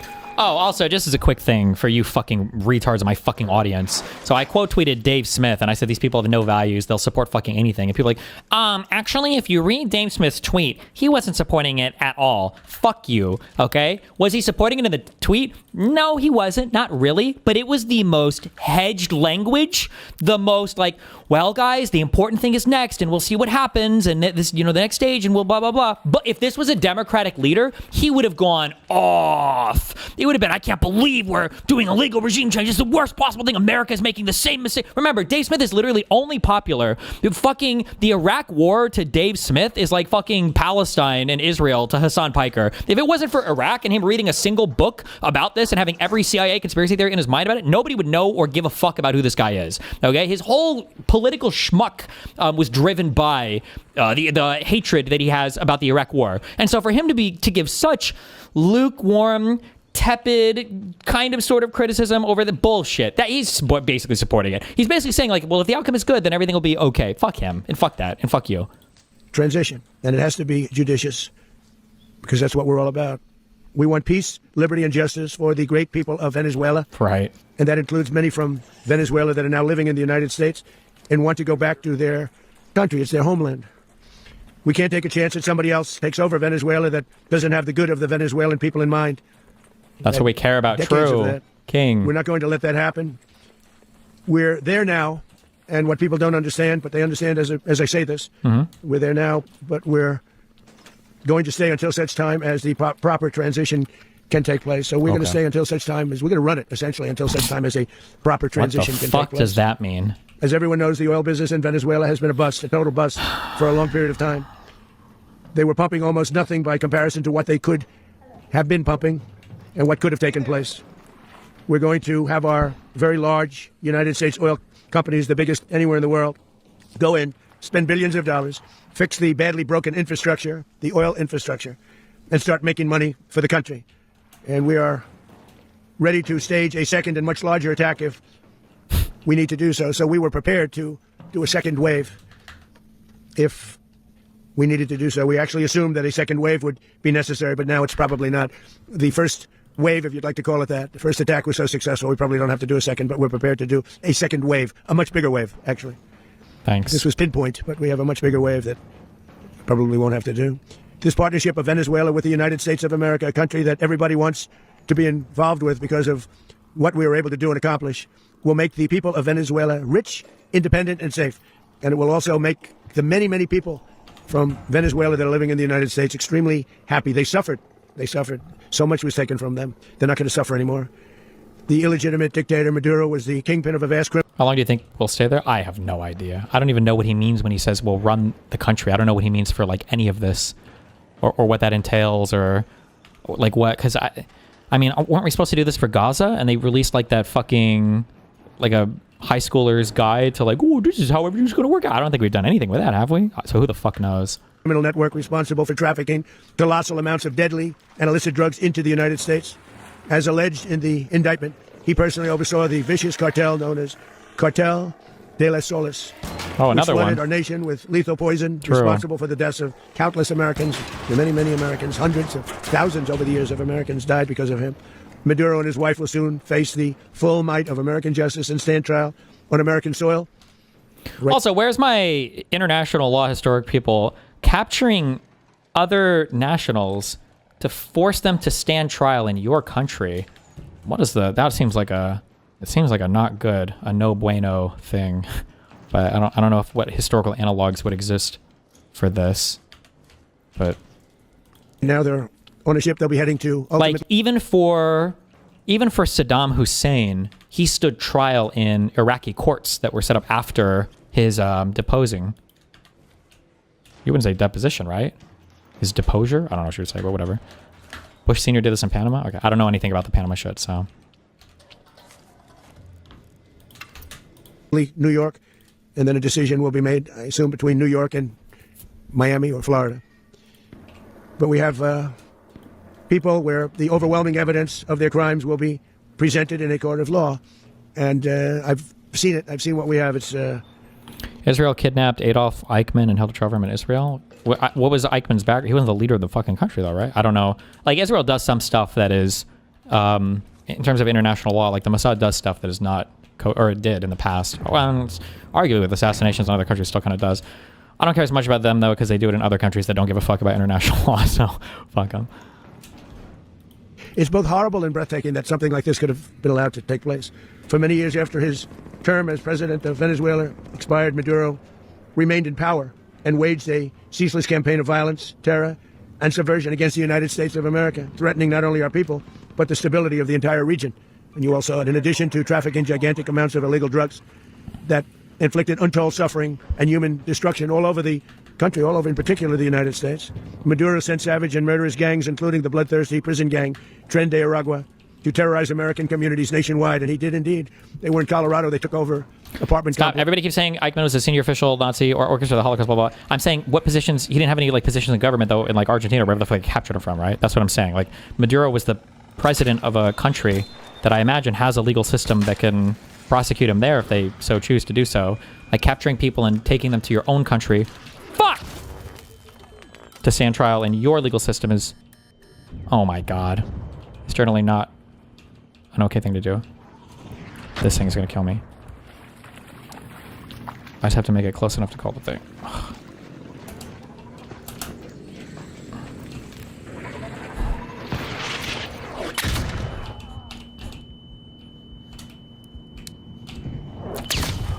$187. Can I make it? I have coils in my butt, I guess. I don't think I can make this crawl. They cut the fingers off people if they call police. They were brutal. But they're not so brutal now. I don't have the healing just have looting to one, do I? I don't think I do. Congratulate our military, Pete, and everybody, and our National Guard, because the job that they've done, whether it's in Washington, D.C., where we have a totally safe city, where it was one of the most unsafe cities anywhere in the world, frankly, and now we have no crime in Washington, D.C. We haven't had a killing. We had the terrorist attack a few weeks ago. A little bit of a different kind of a threat, but we haven't had a killing in a long period of time, 6-7 months. We used to have two, on average, two a week in Washington, our capital. We don't have that anymore. The restaurants are opening. Everyone's happy. They're going. They're walking their daughters. They're walking their children, their wives. They walk to restaurants. Restaurants are opening all over Washington, D.C. So I want to thank the National Guard. I want to thank our military, and I want to thank law enforcement. It's been amazing, and they should do it with more cities. We're doing it, as you know, and we're doing it in Memphis, Tennessee, right now. And crime is down. We just sort of started a few weeks ago, but crime is down now 77%. And the governor of Louisiana called, great person, and he wanted us to help him, as you know, in a certain very nice part of fucking shot. Wait, do you want an item? Hold on. Wait. There we go. Thank you so much. I love you, buddy.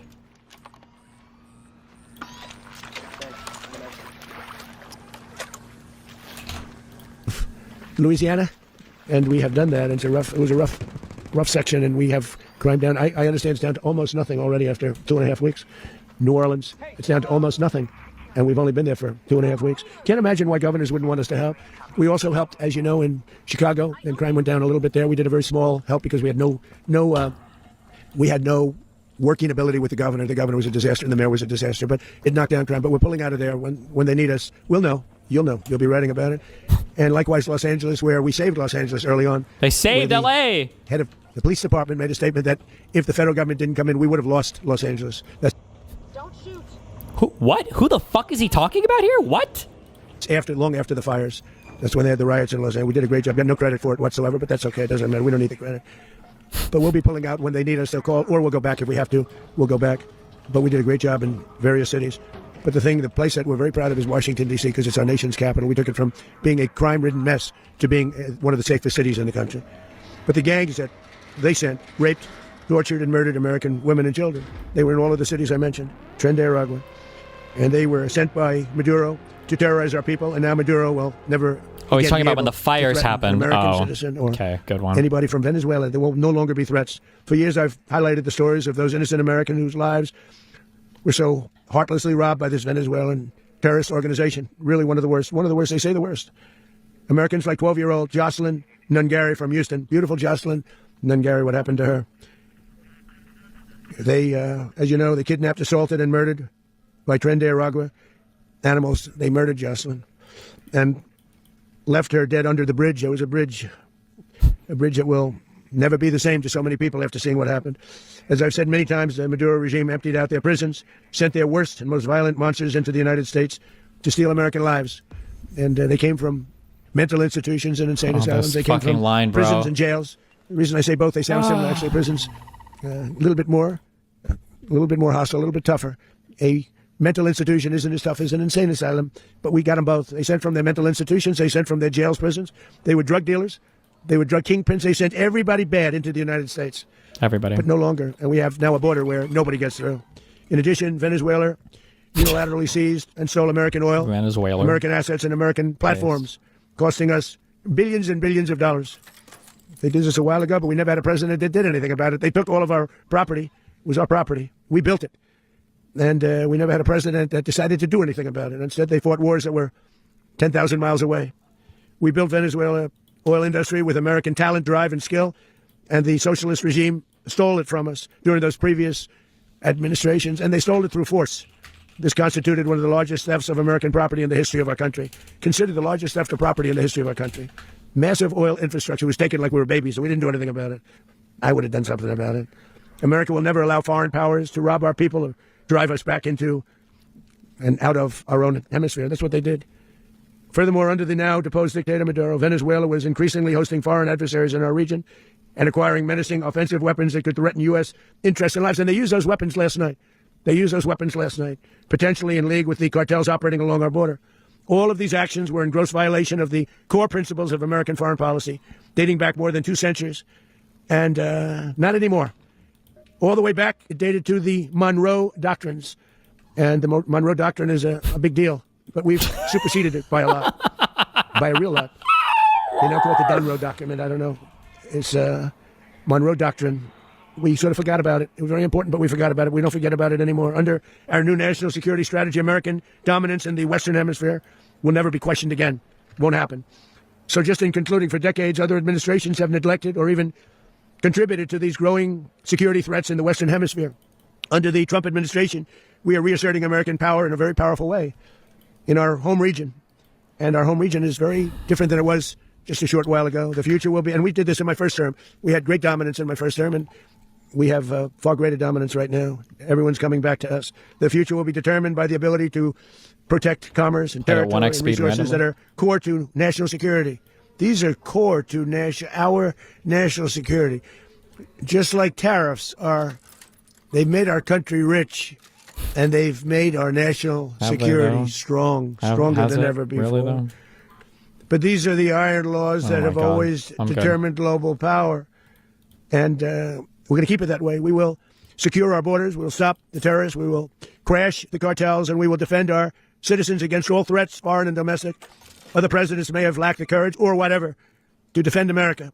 But I will never allow terrorists and criminals to operate with impunity against the United States.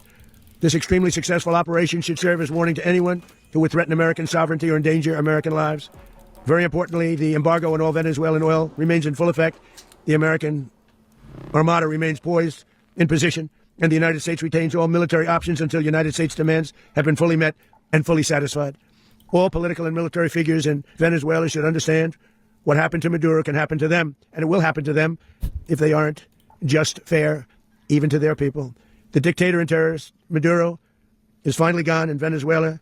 People are free. They're free again. It's been a long time for them, but they're free. America is a safer nation this morning. It's a prouder nation this morning because it didn't allow this horrible person and this country that was doing very bad things to us It didn't allow it to happen. And the Western Hemisphere is right now a much safer place to be. So I want to thank everybody for being here. I want to thank General Raisin Kane. He's fantastic. Man, I've worked with a lot of generals. I worked with some I didn't like. I worked with some I didn't respect. I worked with some that just weren't good.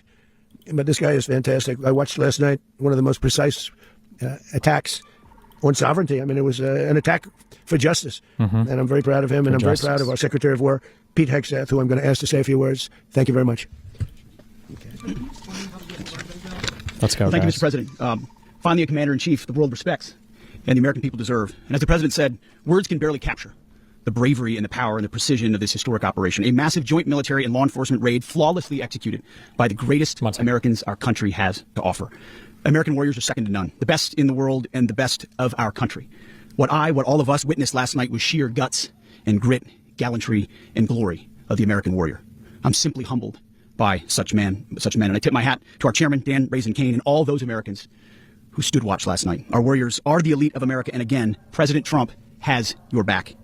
No other country on planet Earth, and it's not even close, could pull this kind of operation off. And no other president has ever shown this kind of leadership, courage, and resolve, the most powerful combination the world has ever seen. As the president said, our adversaries remain on notice. America can project our will anywhere, anytime. The coordination, the stealth, the lethality, the precision, the very long arm of American justice, all on full display in the middle of the night.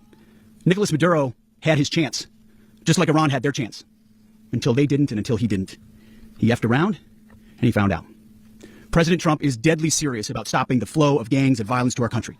Deadly serious about stopping the flow of drugs and poison to our people. Deadly serious about getting back the oil that was stolen from us. And deadly serious about reestablishing American deterrence and dominance in the Western Hemisphere. This is about the safety, security, freedom, and prosperity of the American people. This is America first. This is peace through strength. And the United States War Department is proud to help deliver it. Welcome to 2026. And under President Trump, America is back. I'd like to welcome now our Chairman Raisin Kane, to give a few more details about the operation. Mr. Chairman. Thank you, Mr. Secretary. Thank you, Mr. President, and good morning. Last night, on the order of the President of the United States and in support of a request from the Department of Justice, as the President said, the United States military conducted an apprehension mission in Caracas, Venezuela, to bring to justice two indicted persons, Nicolas and Cecilia Maduro. This operation, known as Operation Absolute Resolve, was discreet, precise, and conducted during the darkest hours of January. I don't know if this needs to be said or if this is just obvious or not, but like, respect, when they say like we're respected, this is the most respect they've ever been. Respect is when you don't actually have to do anything. That's what respect means, right? Respect is somebody comes in and they say, do some shit. And people are like, ooh, okay, we got to do some shit, right? When you have to constantly assert your strength and constantly, he who must say, I am the king is no king or whatever, right? That's the opposite of people have no respect for you. That's why you have to use the military to do everything. Second, and was in the culmination of months of planning and rehearsal, an operation that, frankly, only the United States military could undertake. What I'd like to do this morning is talk you through some of the preparation and the details without compromising any of our tactics, techniques, and procedures. There is always a chance that we'll be tasked to do this type of mission again. Our interagency work began months ago and built on decades of experience of integrating complex air, ground, space, and maritime operations. While the past 2 decades have honed the skills of our special operations forces, this particular mission required every component of our joint force, with soldiers, sailors, airmen, Marines, and Guardians working in unison with our intelligence agency partners and law enforcement teammates in an unprecedented operation. We leveraged our unmatched intelligence capabilities and our years of experience in hunting terrorists, and we could not have done this mission without the incredible work by various intelligence agencies, including the CIA, NSA, and NGA. We watched, we waited, we prepared, we remained patient and professional. This mission was meticulously planned, drawing lessons from decades of missions over the last many years, many missions over these last many years. This was an audacious operation that only the United States could do. It required the utmost of precision and integration within our joint force. And the word integration does not explain the sheer complexity of such a mission. An extraction so precise, it involved more than 150 aircraft launching across the Western Hemisphere in close coordination, all coming together in time and place to layer effects for a single purpose, to get an interdiction force into downtown Caracas while maintaining the element of tactical surprise. Failure of one component of this well-oiled machine would have endangered the entire mission, and failure is never an option for America's joint force. Those in the air over Caracas last night were willing to give their lives for those on the ground and in the helicopters. Let me talk a little bit about the preparation. Okay. After months of work by our intelligence teammates to find Maduro and understand how he moved, where he lived, where he traveled, what he ate, what he wore, what were his pets. In early December, our force was set pending a series of aligned events. Key was choosing the right day to minimize the potential for civilian harm and maximize the element of surprise and minimize the harm to the indicted personnel, so as the president said, they could be brought to justice. And as the president said earlier today, weather in Venezuela is always a factor this time of the year. And over the weeks through Christmas and New Year's, the men and women of the United States military sat ready, patiently waiting for the right triggers to be met and the president to order us into action. Last night, the weather broke just enough, clearing a path that only the most skilled aviators in the world could maneuver through. Ocean, mountain, low cloud ceilings. But when tasked with a mission, this organization does not quit. At 10:46 p.m. Eastern Time last night, the president ordered the United States military to move forward with this mission. He said to us, and we appreciate it, Mr. President, good luck and Godspeed. And those words were transmitted to the entire joint force. Over the course of the night, aircraft began launching from 20 different bases on land and sea across the Western Hemisphere. In total, more than 150 aircraft, bombers, fighters, intelligence, reconnaissance, surveillance, rotary wing were in the air last night. Thousands and thousands of hours of experience were airborne. Our youngest crew member was 20, and our oldest crew member was 49, and there's simply no match for American military might. As the night began, the helicopters took off with the extraction force, which included law enforcement officers, and began their flight into Venezuela at 100 feet above the water. As they approached Venezuelan shores, the United States began layering different effects provided by Spacecom, Cybercom, and other members of the interagency to create a pathway. Overhead, those forces were protected by aircraft from the United States Marines, the United States Navy, the United States Air Force, and the Air National Guard. The force included F-22s, F-35s, F-18s, EA-18s, E-2s, B-1 bombers, and other support aircraft, as well as numerous remotely piloted drones. As the force began to approach Caracas, the Joint Air Component began dismantling and disabling the air defense systems in Venezuela, employing weapons to ensure the safe passage of the helicopters into the target area. The goal of our air component is, was, and always will be to protect the helicopters and the ground force and get them to the target and get them home. As the force crossed the last point of high terrain where they'd been hiding in the clutter, we assessed that we had maintained totally the element of surprise. As the helicopter force ingressed towards the objective at low level, we arrived at Maduro's compound at 1:01 a.m. Eastern Standard Time, or 2:01 a.m. Caracas local time, and the apprehension force descended into Maduro's compound and moved with speed, precision, and discipline towards their objective, and isolated the area to ensure the safety and security of the ground force while apprehending the indicted persons. On arrival into the target area, the helicopters came under fire, and they replied with that fire with overwhelming force in self-defense. One of our aircraft was hit, but remained flyable, and as the president said earlier today, all of our aircraft came home, and that aircraft remained flyable during the rest of the mission. As the operation unfolded at the compound, our air and ground intelligence teams provided real-time updates to the ground force, ensuring those forces could safely navigate the complex environment without unnecessary risk. The force remained protected by overhead tactical aviation. Maduro and his wife, both indicted, gave up and were taken into custody by the Department of Justice, assisted by our incredible U.S. military with professionalism and precision, with no loss of U.S. life. After securing the indicted persons, the force began to prep for departure. Helicopters were called in to exfiltrate the extraction force, while fighter aircraft and remotely piloted aircraft provided overhead coverage and suppressive fire. There were multiple self-defense engagements as the force began to withdraw out of Venezuela. The force successfully exfiltrated and returned to their afloat launch bases, and the force was over the water at 3:29 a.m. Eastern Standard Time with indicted persons on board.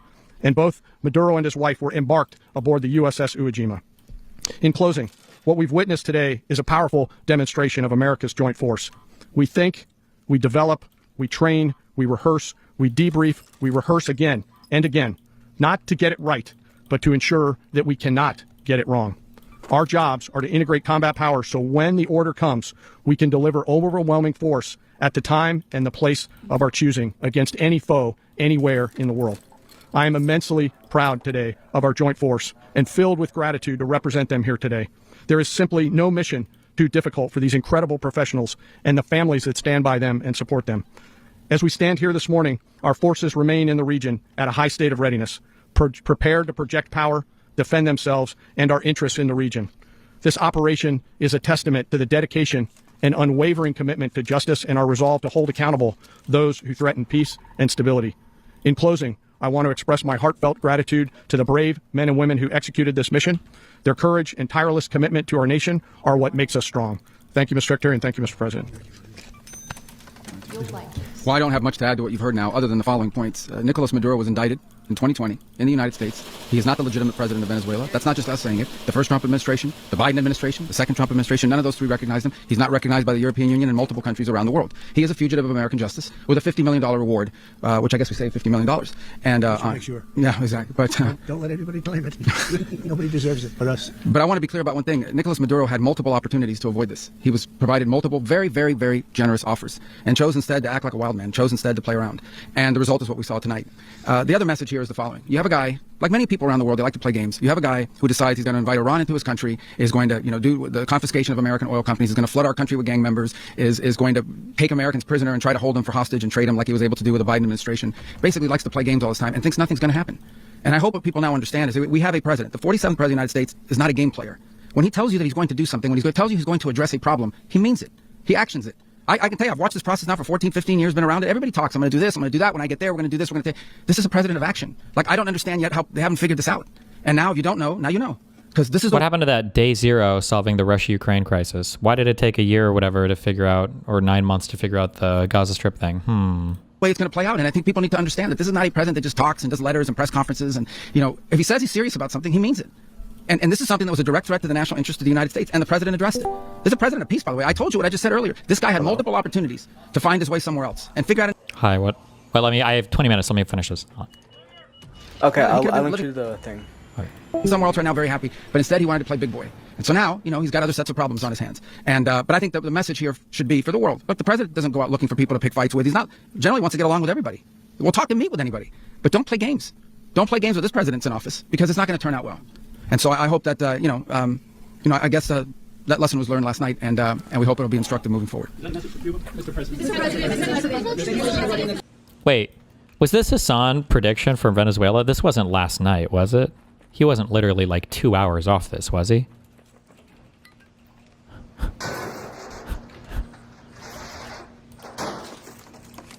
This is apparently from his stream yesterday or whatever. 5 hours prior. Trump expands Latin American posturing. I don't think Trump is gonna, dude. This is gonna be a Russia-Ukraine situation possibly, but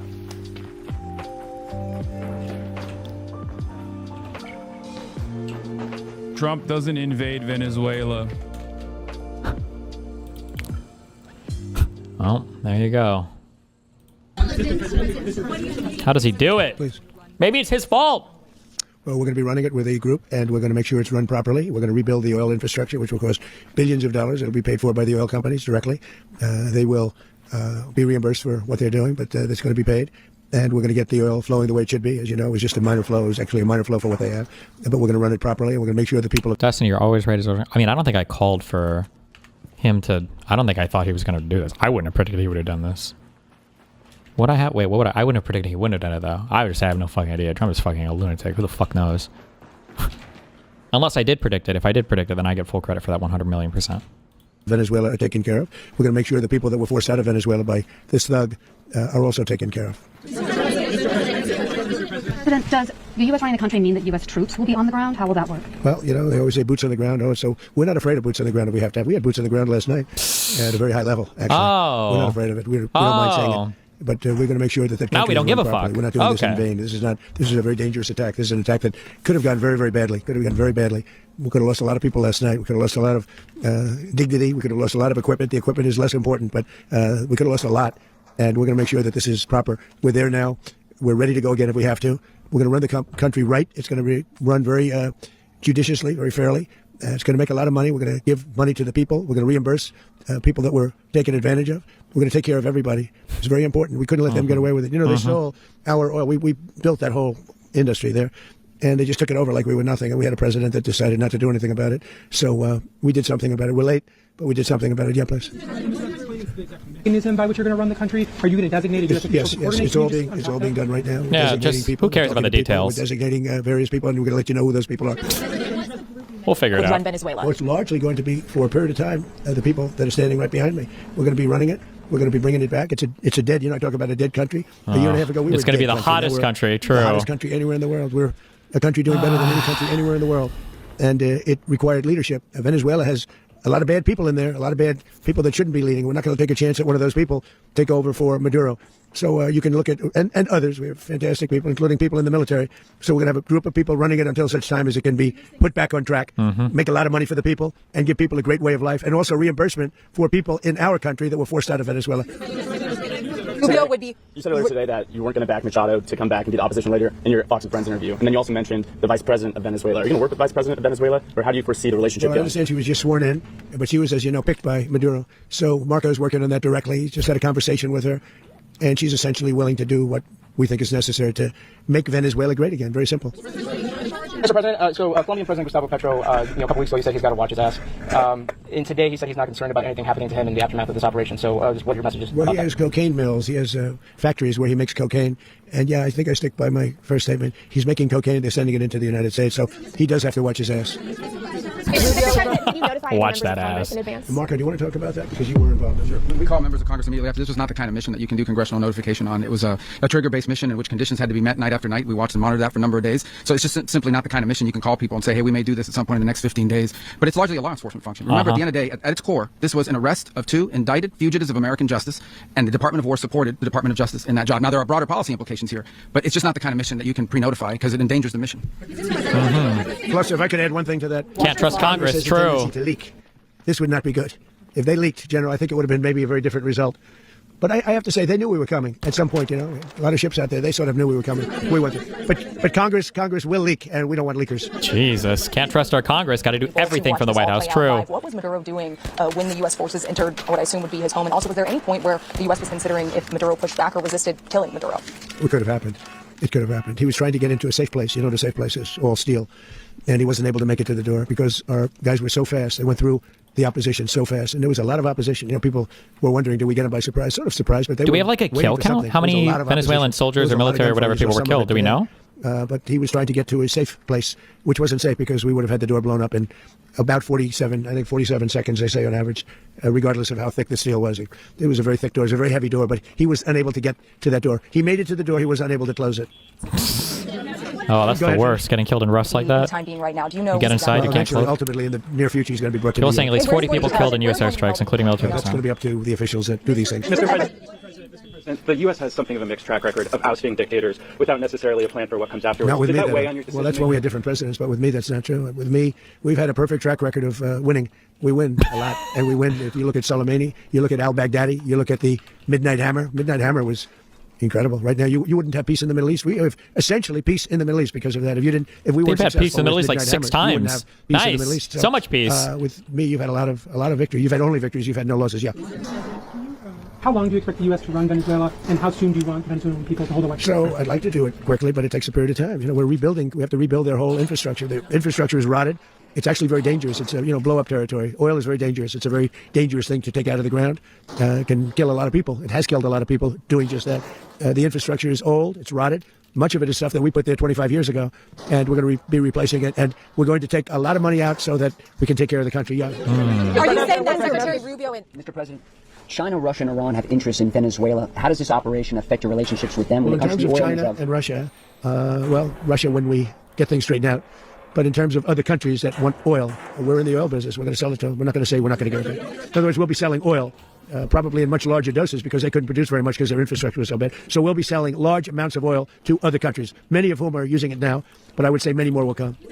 Are you saying, Mr. President, are you saying that, Mr. President, are you saying that? Mr. President, thank you. What is your message to the people of Venezuela today? Of course, the civilian population specifically, they have a lot of questions. What is your message to the people of Venezuela? That you're going to have peace, justice. You're going to have some of the riches peace, that you justice, should have had for a long truth, period of time. justice, the American way. But you're going to have peace and you're going to have safety. You're going to have justice. You're going to have a country. You're going to have a real country. You're going to have potentially a great country. You know, if you go back 20 years, maybe even a little longer ago, that was a great country, and they destroyed it. Remember, I said that if we lose this election, the United States will be Venezuela on steroids. That's what would have happened. Had we lost the election, the 2024 election, we suffered so badly. When you look at the border from 2020, what they did, what Joe Biden administration did to our country should never be forgotten. But if we had to go through another year of that, we wouldn't have. Don't worry, you remind us every single fucking day, bro. In terms, I used to say, if they win, we're going to be Venezuela on steroids, and that's what would have happened. President, thank you. Are you saying that Secretary Hegseth and Rubio are going to be running Venezuela, and will you be sending in U.S. military There's troops going to to be a provide? team that's working with the people of Venezuela to make sure that we have Venezuela right. Because for us to just leave who's going to take over? I mean, there is nobody to take over. You have a vice president who's been appointed by Maduro, and right now she's the vice president, and she's, I guess, the president. She was sworn in as president just a little while ago. She had a long conversation with... Is it? This guy a stream sniper? What the fuck is this?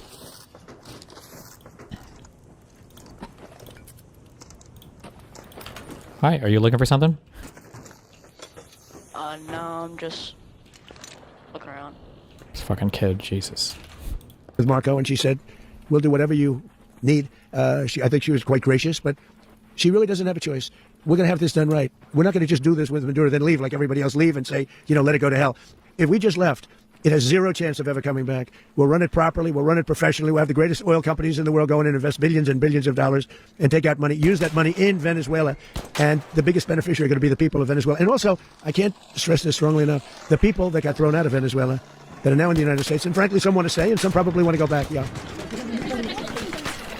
In the country, and were any of the detained Americans? Well, right now they're very protected because nobody's going to mess with us. They're very protected. The people of, and we let them know that you better not touch one of them. Why are you concerned that bad elements of the Maduro regime will remain in place? Well, we know who they are.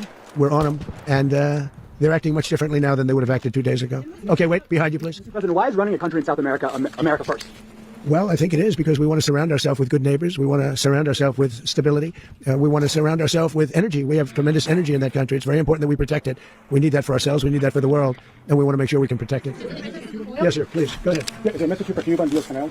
Well, Cuba's an interesting case. Cuba is, not doing very well right now. That system has not been a very good one for Cuba. The people there have suffered for many, many years. And I think Cuba is going to be something we'll end up talking about because Cuba is a failing nation right now, very badly failing nation, and we want to help the people. It's very similar in the sense that we want to help the people in Cuba, but we want to also help the people that were forced out of Cuba and living in this country. Do you want to say something about that, Marco, please? Yeah, Marco. I mean, I just gave you a statement a few minutes ago about, when the president speaks, you should take him seriously. So suffice it to say, Cuba is a disaster. It's run by incompetent, senile men, and in some cases, not senile, but incompetent nonetheless. It has no economy. It's in total collapse. And by the way, they were, all the guards that helped protect Maduro, this is well known, their whole spy agency, all that were full of Cubans. I mean, it's amazing. This poor island took over Venezuela in some cases. One of the biggest problems the Venezuelans have is they have to declare independence from Cuba. They tried to basically colonize it from a security standpoint. So, yeah, look, if I lived in Havana and I was in the government, I'd be concerned, at least a little bit. Putting up the oil flow to Cuba from Venezuela? Well, the president already announced a week ago that anything that's sanctioned, it's sanctioned oil, it's not going to be allowed to get there. So that's a pre-existing. The answer is yes. Yes. Opposition leader Machado, and have you been in contact with her? No, we haven't. No, we haven't. Mr. President, on Monday. Oh, I think it would be very tough for her to be the leader. She doesn't have the support within or the respect within the country. She's a very nice woman, but she doesn't have the respect within the country. Is it possible that the U.S. has been administrating Venezuela for years? Well, it won't cost us anything because the money coming out of the ground is very substantial, so it's not going to cost us anything. We will. Well, we want safety there. We want to be surrounded by countries that aren't housing all of our enemies all over the world. She won the election. Yeah, you don't want to have that. This is the Nobel Peace Prize winner, right? Or am I mixing people up? We're not spending money. The oil companies are going to go in. They're going to spend money. We're going to take back the oil that, frankly, we should have taken back a long time ago. A lot of money is coming out of the ground. We're going to get reimbursed for all of that. We're going to get reimbursed for everything that we spend. So it's going to be. It's going to be a very important. This is a very big evening that took place last night. We have to be surrounded by safe, secure countries, and we also have to have energy. Very surrounded important. by. We have to have energy that's real energy, not where they're getting 4% and 5% of the energy out of the ground. You take a look; it was such a disaster. So, what's going to happen with Venezuela, I think, over the next period of a year, is going to be a great thing, and the people of Venezuela will be the biggest beneficiaries. U.S. military. What did you last speak to Maduro about when you spoke? And is well, I don't want to get into the conversations, but I did have conversations with him, and I said, "You got to surrender." And I actually thought he was pretty close to doing so, but now he wished he did, yeah. You said that Maduro is responsible for drug trafficking. You recently pardoned the former president of Honduras who was convicted. We don't talk about him. Can you explain how these two situations Well, we don't talk about the Honduras guy. As you know, the winning president, the man who won in Honduras. I endorsed the man who won in Chile. I endorsed the man who won in Argentina. And we are doing very well with that whole group. What the man that I pardoned was, if you could equate it to us, he was treated like the Biden administration treated a man named Trump. That didn't work out too well for them. This was a man who was persecuted very unfairly. He was the head of the country. He was persecuted very unfairly. And there are a number of them. And we felt that it was a very unfair situation that happened to him. He's also a party member of the man who won. So obviously the people liked what I did. And one of the reasons that was done is because of the fact that the party in power felt very strongly that that man was treated very badly. I studied it very quickly, and then I studied it in great detail. I went to a lot of the people standing behind me, and they felt that that man was persecuted and treated very badly. That's why I gave him a pardon. You referenced boots on the ground earlier. Can you just sort of button this up? Do you envision the U.S. military having a presence in Venezuela as the U.S. runs that? Well, no, we're going to have a presence in Venezuela as it pertains to oil because we have to have. We're sending our expertise in. So you may need something, not very much. But no, we're going to be taking out a tremendous amount of wealth out of the ground, and that wealth is going to the people of Venezuela and people from outside of Venezuela that used to be in Venezuela, and it goes also to the United States of America in the form of reimbursement for the damages caused us by that country. So I want to thank you all very much. Thank you. Do you have one? Yes, please. You were so nice before. I'm going to give you the final question. Go Thank ahead. you, Mr. Unless it's a President. bad question, in It's which about case I'll Putin. go one way. It's It's about Putin, if you want. About Putin. Well, that's Okay. always nice You had to a phone. talk about Putin. You had a phone call with him on Monday. Did he talk at all about Maduro? Did y'all talk about this? No, we didn't. And We then- never spoke about Maduro. Are you mad at him right now? I mean, there's this. I'm not thrilled intelligence- with Putin. I'm not thrilled with Putin. Oh my God. He's killing too many people. I thought that would be so. It's like some I high settled school 8 shit. in 1/4 war. You know what the 1/4 was? Thailand and Cambodia. I did it again. They broke out, and I did it in about 5 hours, and I settled it. I'm giving myself 1/4, so I'm up to now 8 and 1/4. In other words, I settled the war, but then they broke out. They had a pretty bad breakout over the last 4 days. I got them to go back to peace, so I only give 1/4. I thought the easiest one would be one of the easier ones would be Russia, Ukraine. It's not, and they both have done some pretty bad things. And look, that's Biden's Two war. That's not my sides war. it. But I want to stop the lives. Did you see where last month 30,000? It was 27,000 the month before. 30,000, mostly soldiers, were killed this last month. 30,000. I want to stop that. You know, I got NATO to pay 5% instead of the 2% that they weren't paying. They weren't paying 2, now they pay 5. And we send them a lot of munitions, we send them a lot of things, missiles and various other things, a lot. And they pay. The United States is not losing money. We're probably making money on that. It's the last thing I care about. I just want to stop all those people. wanna make We're losing money. 25, 30,000 human beings. They come from 2 places that are very far away. But if I can stop, because it's something I've been pretty good at doing, deals, I guess. It's all a deal. Life is a big deal.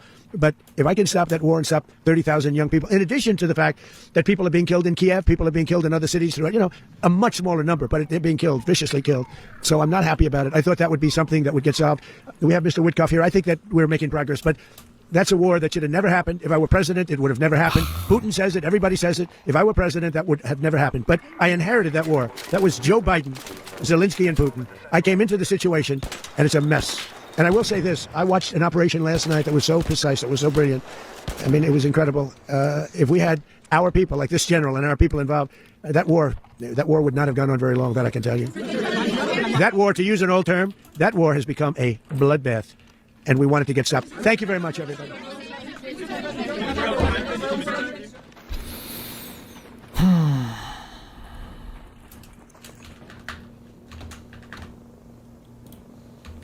I guess it feels like the, I guess it's just like everything is fake and nothing matters and you can literally do whatever you want.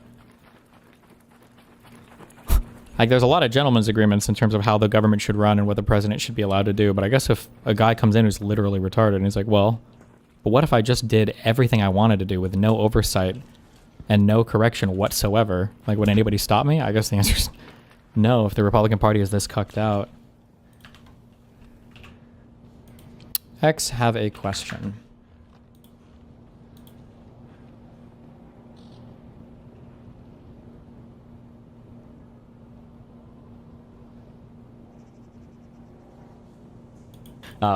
Yeah, it's just fucking retarded. Like, if you, because I think I saw a few people on the server. Like, if you're sitting here thinking, like, well, Venezuelans should understand this is bad, right? No. Dude, I genuinely, I would be open to hear. You know what? If you give me a possible, actionable solution to these problems, I'm more than happy to listen. I don't want to you, by the way. I'm not well versed in fucking geopolitics. What would be a solution that wasn't employed in the last whatever amount of years that they were in power and they should have been? How many? Like a decade? A decade? What was the solution? What is he asking for? Like the solution to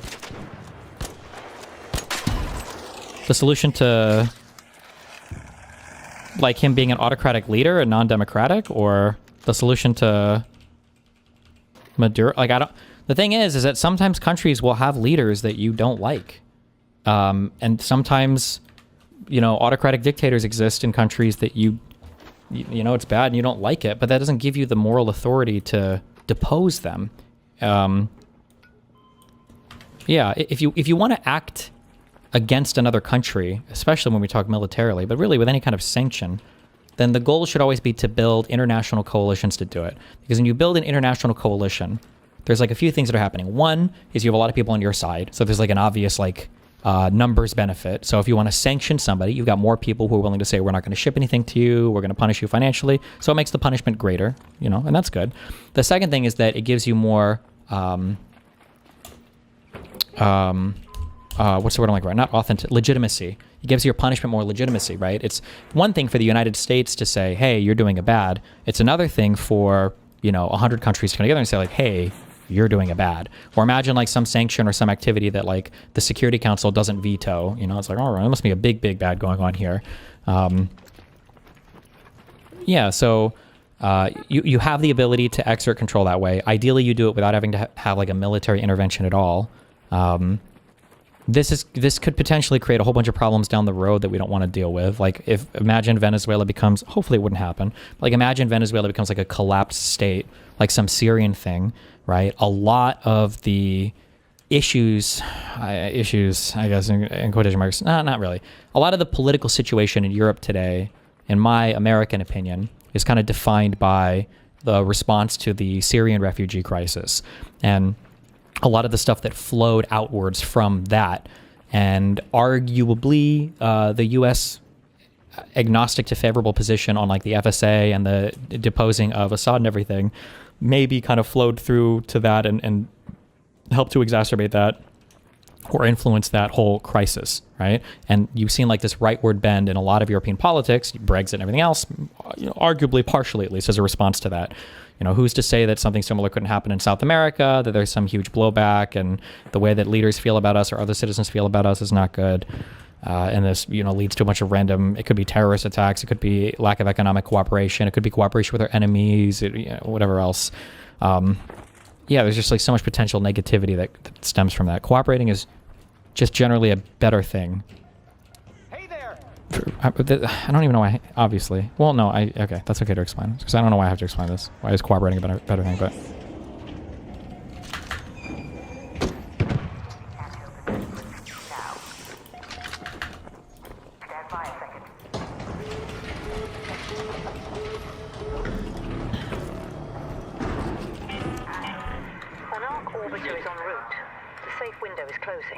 It's a lot more likely than you think that Venezuela turns out like Iraq. There aren't any institutions or courts left that aren't controlled by local generals/warlords. It could be a disaster. Maybe. I don't know enough about the domestic situation of Venezuela to say. It's possible, but... One central lesson from Iraq is that the United States, under no circumstances, ought to... Okay, well, listen to this guy. That was fast. The United States has captured Nicolas Maduro, the now former president of Venezuela, in a daring overnight raid. It has been very much a blink-and-you-might-miss-it affair. Those of us in the United States went to sleep not knowing anything was happening, and woke up to find out that Venezuela no longer has a leader. Literally, the headline at 2 a.m. Eastern Time was, Venezuela accuses U.S. of carrying out military aggression. Maduro activates defense plans. By 4:21 a.m., it was Trump on Truth Social saying that the United States of America has successfully carried out a large-scale strike against Venezuela and its leader, President Nicolas Maduro, who has been, along with his wife, captured and flown out of the country. This operation was done in conjunction with U.S. law enforcement, details to follow, which presumably will be at today's press conference. This happens in the wake of the United States slowly amassing a large naval presence along the Caribbean, which was not enough to launch an invasion of the country. And to be clear, that is not what happened overnight. It was just a surgical strike and extraction operation. More of a special military operation, if you will, except this one barely lasted 3 hours, never mind 3 days, and certainly not more than 3 years. Indeed, the U.S. naval presence was better geared to do things like strike alleged cartel speedboats, and then later engage in a campaign to capture oil tankers key to keeping Venezuela's economy afloat, with the capture of the skipper tanker seen here. You would be forgiven if you thought that the latter campaign would have lasted longer, because there is a non-trivial chance that economically strangling Maduro would have worked. But then again, maybe it did. Let me explain what I mean. And as a preface here, we do not have any real information about what went on, other than that there was a small amount of shock and awe over Caracas, which culminated in Maduro's capture. There are two different ways this could have gone about. One is that the United States had just figured everything out. The folks over at Intelligence knew exactly what Maduro's movements looked like, they knew how to disable key air defenses to allow for helicopters to operate with impunity over the capital, placing assets in the Caribbean for show. Meanwhile, if you think that this is the end of the video, then congratulations, you just committed the same fallacy that the Bush administration made way back in 2003. Here is another thing that I wrote from that abandoned script of 2 weeks ago. If there is one thing I am not worried about, it is the United States accomplishing its military mission in Venezuela. That is the easy part. If the Trump administration wants to put in the effort to do it, it will not be a problem. Well, so far so good on that belief. However, if there is one thing that does worry me, it is what happens to the country afterward. And it was especially concerning back in November, when the media began seriously reporting on a possible invasion, and leaks from inside of the White House suggested that there was little to no thought about the proverbial day after. The charitable interpretation of the delay in real action is that the administration has been working on a plan. Like, it's kind of worrying that Trump is up there saying like, oh, we're putting together a board of people now to figure out who's going to run the country. I was like, I feel like this should be the most important part of the planning, no? Shouldn't this be literally the most important thing that you're thinking about? What do you mean you're putting together? Did you not think you were going to capture him, or did you not give any thought to what would happen afterward? Did you not give a fuck, or? So that they do not have to do it live. And there is reporting that plans were being made, even if it is unclear whether the lack of planning is what caused the delay. One central lesson from Iraq is that the United States, under no circumstances, ought to pursue a policy analogous to de-Baathification, which is what followed the fall of Saddam Hussein. De-Baathification, with its hyphen and apostrophe, is not only atrociously spelled, it was also atrociously designed. Basically, it said that anyone connected to Saddam Hussein's political party was henceforth fired and would not be welcomed back. One slight problem. Anyone working for the government had to join the party as a prerequisite for the job, even if they had no political bones in their bodies. Thus, de-Baathification meant that no one in Iraq's new civil service had any idea what they were doing. Thank you, Thynark, for the gifted kick subs. I love you. Chaos ensued. To make matters worse, a bunch of those individuals had guns. And if there is one thing you have learned from this channel, it is that agreements must be made commensurate with the balance of power to be sustainable. Telling a bunch of people with guns that they are no longer welcome is not commensurate with the balance, as it turns out. Aside from that, in comparison to Iraq, Venezuela has 2 upsides and 1 downside. Upside number 1 is that there is not the same type of ethnic fractionalization in Venezuela as there was in Iraq, with a... Wait. Real quick on this. This came out a few hours ago. President Trump said Delcy Rodriguez was sworn in as Venezuela's interim president and would act as a partner in letting the United States run the country. She's essentially willing to do what we think is necessary to make Venezuela great again, he said. Less than 2 hours later, Ms. Rodriguez, who is Nicolas Maduro's vice president, delivered a televised address to Venezuela that made clear she viewed the United States as an illegal invader that must be rejected. We are determined to be free, she said. What is being done to Venezuela is a barbarity. Her swift defiance, Mr. Trump made clear that his plans to swoop into the South American nation and run it as his own faced many more hurdles than he suggested in his Saturday news conference declaring victory in Venezuela. We had already warned that an aggression was underway under false excuses and false pretenses, and that the masks had fallen off, revealing only one objective: regime change in Venezuela, she said. This regime change would also allow for the seizure of our energy, mineral, and natural resources. This is the true objective, and the world and the international community must know it. Significantly, Ms. Rodriguez delivered her address alongside what she called Venezuela's National Defense Council, which included the nation's defense minister, attorney general, and the heads of the country's legislature and judiciary. That unified front directly contradicted Mr. Trump's claim that the United States would run Venezuela, especially given that White House and Pentagon officials had said that U.S. aircraft and extraction forces had returned to the USS Iwo Jima. Venezuela's defense minister and attorney general also both publicly criticized Mr. Trump and the U.S. military action on Saturday. She repeatedly said that Mr. Maduro was Venezuela's only president, and even the text on Venezuelan state television labeled her as vice president. When she ended, the state broadcaster said that Ms. Rodriguez was the vice president who had just stated that Mr. Maduro was Venezuela's president. Well, good luck. A minority group ruling over a majority group, and the latter poised to dominate democratic elections.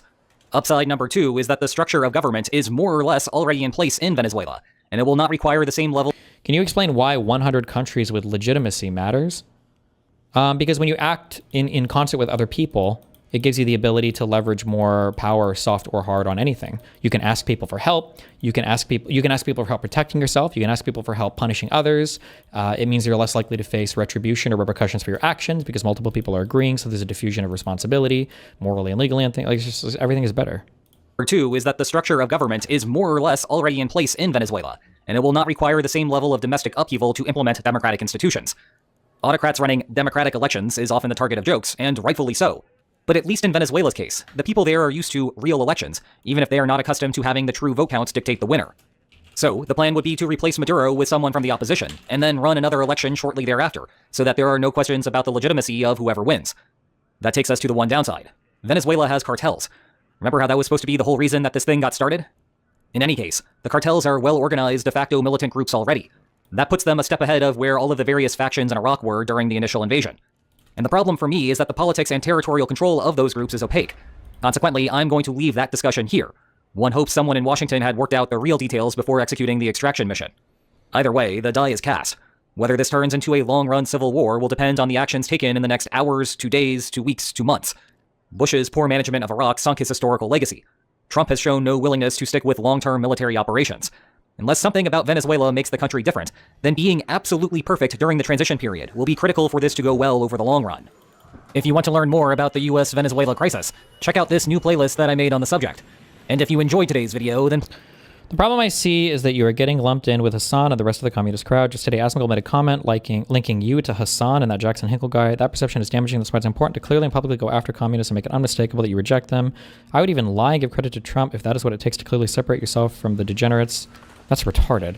Nobody that watches any amount of my content or knows anything about me like thinks that I have any link to either of these people. Like, that's the dumbest fucking thing in the universe. Like, if conservatives want to lie and lie and lie, they can, but it's a totally delusional lie that's just totally it's just not, there's just no basis in reality for that whatsoever. Please like, share, and subscribe, and I will see you next time. Take care. Take a chance after having done this, but we can't take a chance after having done this incredible thing last night of letting somebody else take over, where we have to do it again. We can do it again, too. Nobody can stop us. There's nobody that has the capability that we have. You know, when I watch that war in Russia going on and on and on and everybody dying, and it's like, it's primitive. It's primitive. It's horrible. It's really horrible. Could you tell us, Mr. President? But we can't take it. Good one.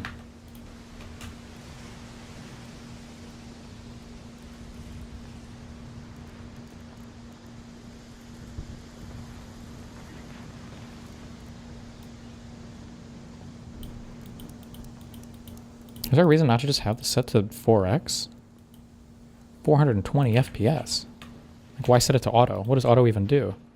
Holy shit. Now this is my shit. You guys can't see a difference, but...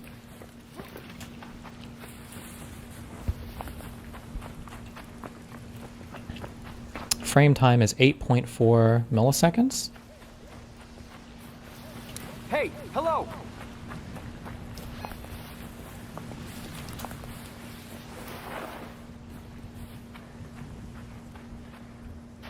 Forks isn't worth the input lag.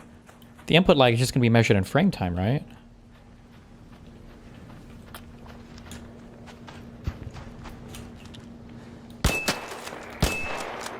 Paste. Paste. Paste. Paste.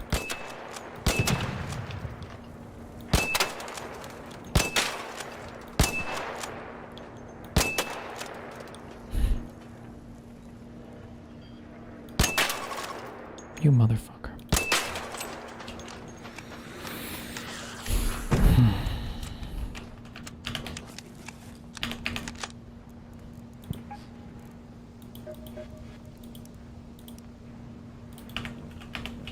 I feel like the frame time, maybe on average, is what, a millisecond lower, maybe? Maybe? It's wrong to compare this to Iraq because in that situation, the Bush admin had to make up evidence in order to invade. True. Trump doesn't even make shit up. He just says, we're fucking going.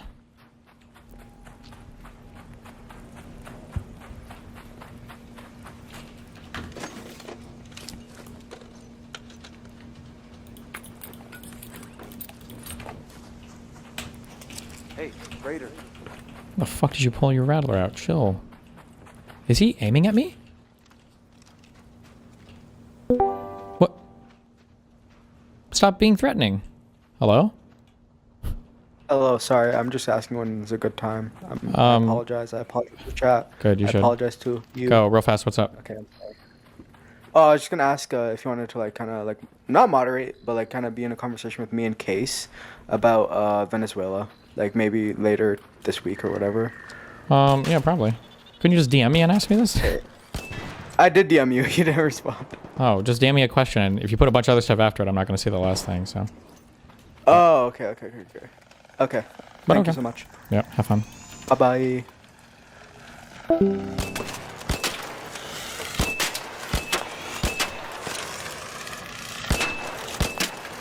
Can you just explode? Are Ankh Raiders so PvP averse? I don't know if there's a hot take or not. And I don't know what the ordinary players feel, but I think that the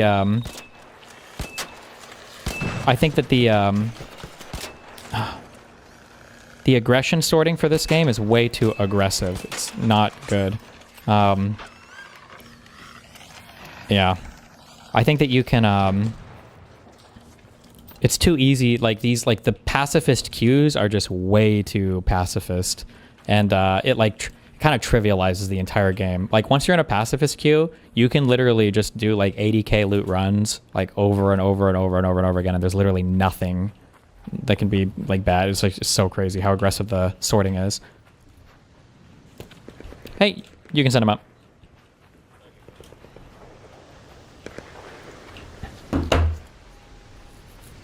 What do you think the Dems' posture should be, a la Jeffries and Schumer or others? I don't even know at this point, bro. Like, Trump should have been impeached for a million different things. I think this should be impeachable, but like, Americans are fucking retarded and don't care about literally anything anymore. So I don't even. I think I've said this for a long time. I think if you're trying to win elections or do shit, like foreign policy is just never the issue to talk about. That's why the retards that obsessed over Israel-Palestine were worthless. Like, Americans don't give a fuck about other countries at the end of the day. You have to run on the things that affect them more domestically or locally.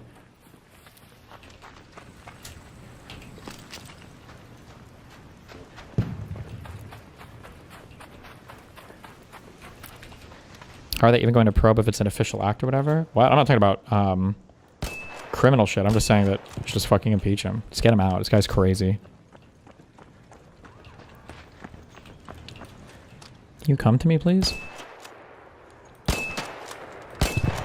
God damn it.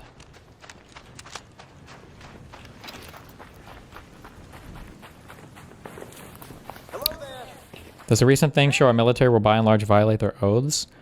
I don't think that when it comes time to like following legal or following illegal orders, I think that should apply to like specific military actions on the ground. Like if you're being asked to slaughter a village of civilians, or if you're being asked to like double tap somebody who's already like clearly not militarily fit for combat, I think that these are the things that the military should not be doing. In terms of second guessing the president on big things like this is, I would expect them to follow through. I wouldn't fault the military. It's not up to them to make broad determinations on whether or not like a particular war is legal or illegal. That's just not up for the individual military people to decide.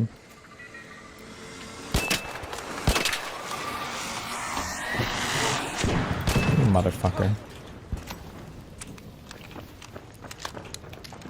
Is there a war? I don't know. We don't say war anymore, I guess. But I mean, we invaded another country and we captured their leader. That's kind of like a war, right? I would say that. I mean, we've basically been at war, no? Like we've been blowing their people up in the ocean. We've had ships aggressively postured outside their country. We've been preparing to invade and capture their leader. We did an on-the-ground invasion and captured their leader. Like, I mean, if that's not war, like, what else? We authorized the Alien Enemies Act, which is for enemies of the country that we're at war with. Like,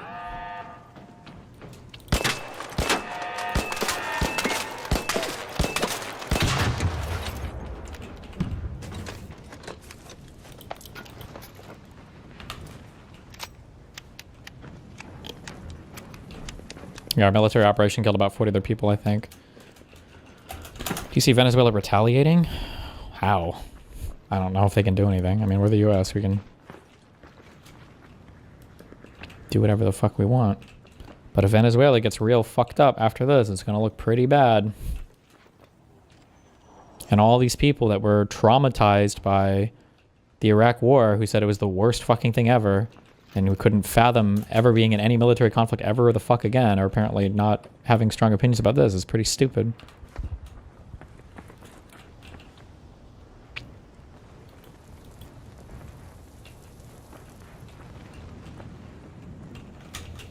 Stream disagreements.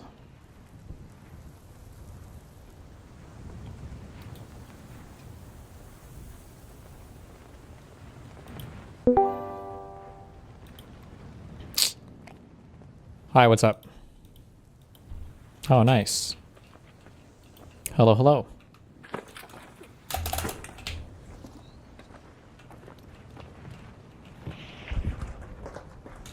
Hello, hello, hello. Can you open a Raider's hatch when you're downed?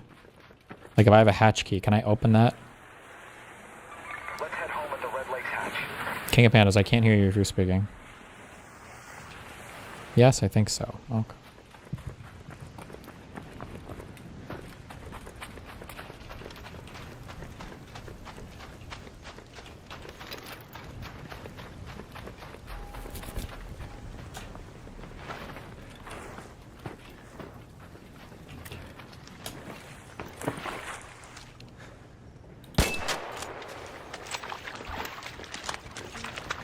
King of Pandas, you can do this. It's just making a microphone work in Discord.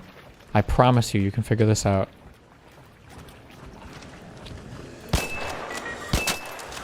Hello? Hey, you got it. What's up? Oh, okay. I'm so sorry about that. Okay. I wanted to... I'll preface this by saying that I consider myself a liberal, like yourself. Well, I'm about to hear the strongest defense for Trump I've ever heard in my entire life. Okay, let's go. No. I don't think the I think what we did in Venezuela was I disagree with it in the sense that it wasn't authorized by Congress. That's my main that's like the main thing that I don't agree with, that he just kind of did it unilaterally, but it's kind of par for the course at this point, but it's bad.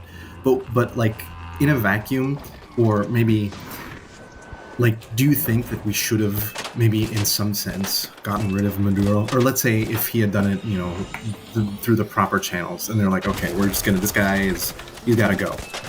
Do you think that would have been a good idea? It could have been, sure, but that's not what happened, so I don't know why we're talking about that. Okay, so like, when you think of what happened, what is your main problem with what happened? Because he's doing it unilaterally from the White House without even informing like other parts of the government what's going on. But if he had done it properly, that would have been fine with you.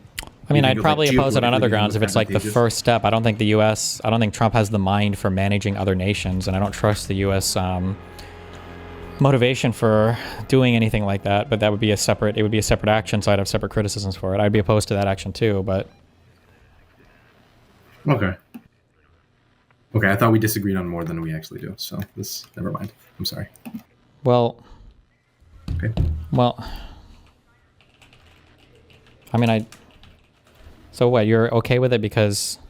Why are you okay with it?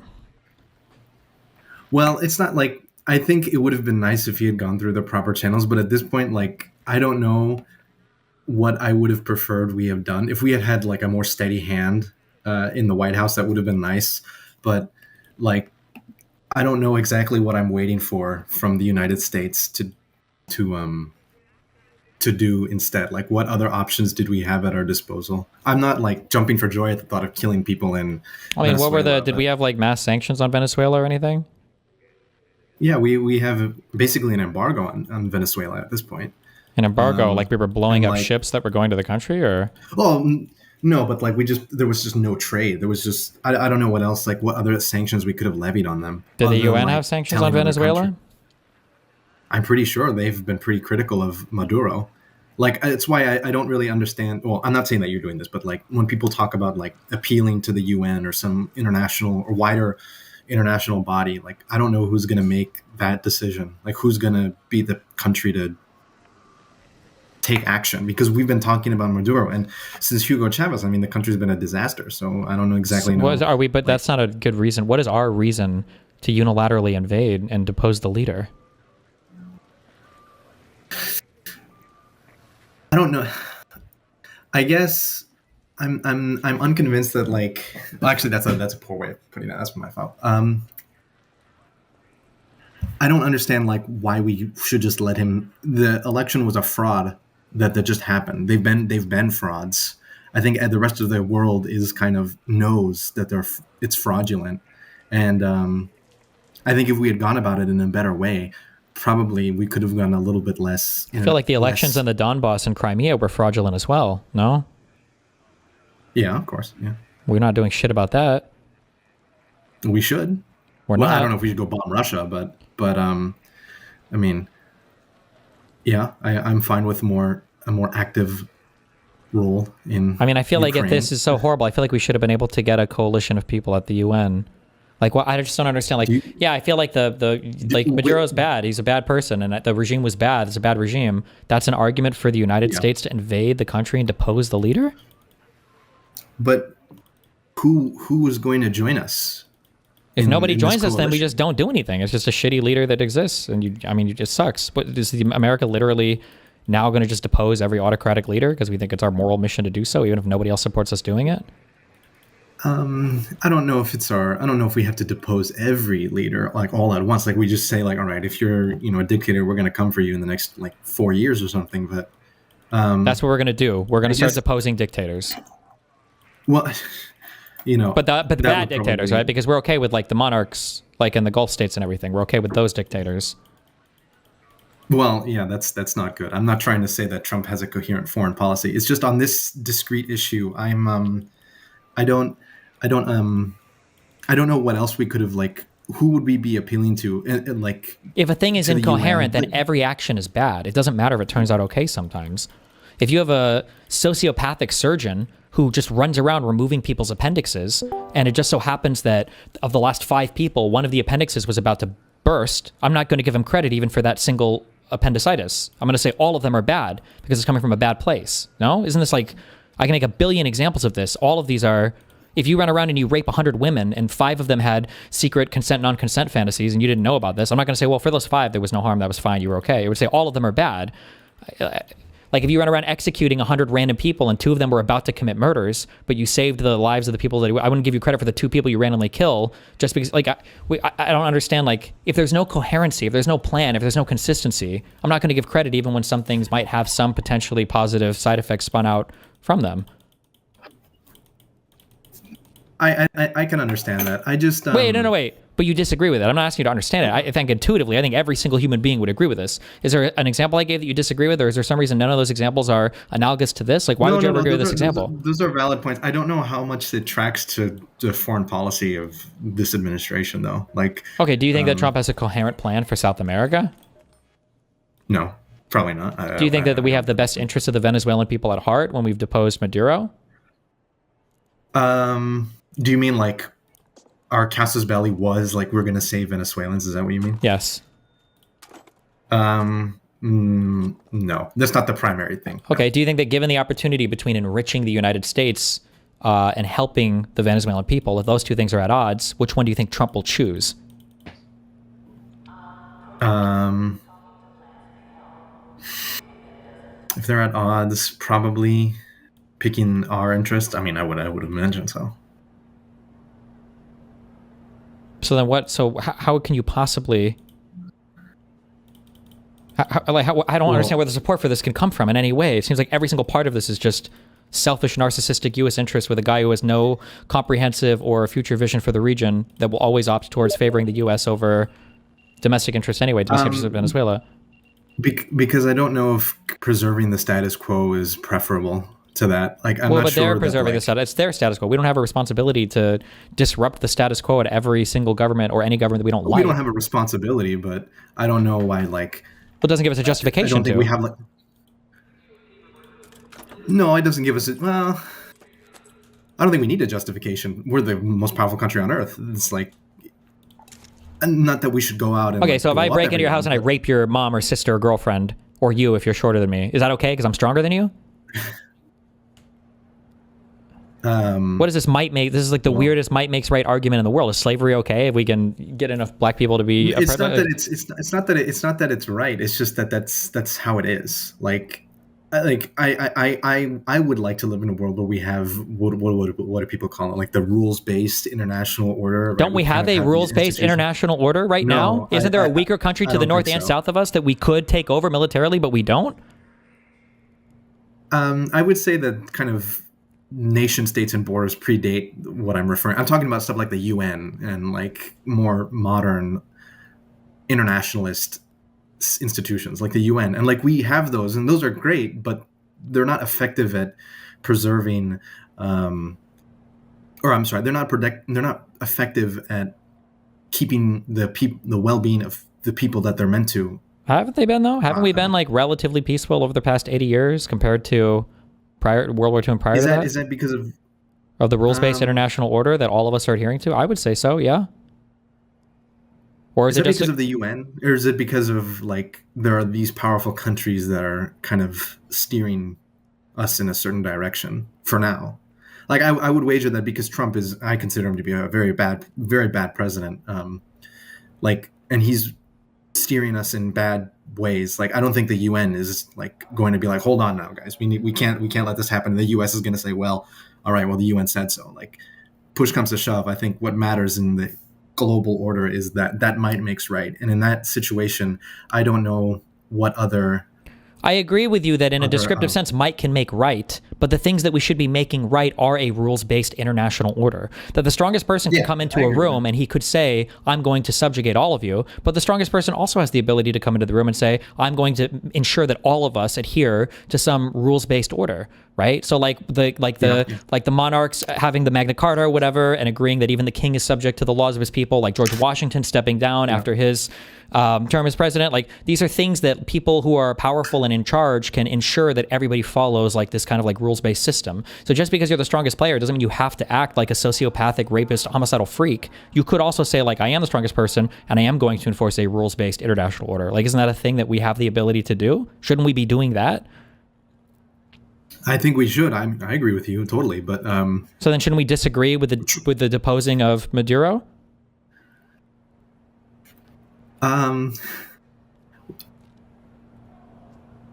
Well, if it, like, okay, this sounds kind of stupid, but if a Democrat had done this, I think that it would be very bad, because ostensibly, or literally anyone other than Trump, but what we have now with Trump, we're never going to get that sort of... Trump is the might makes right guy.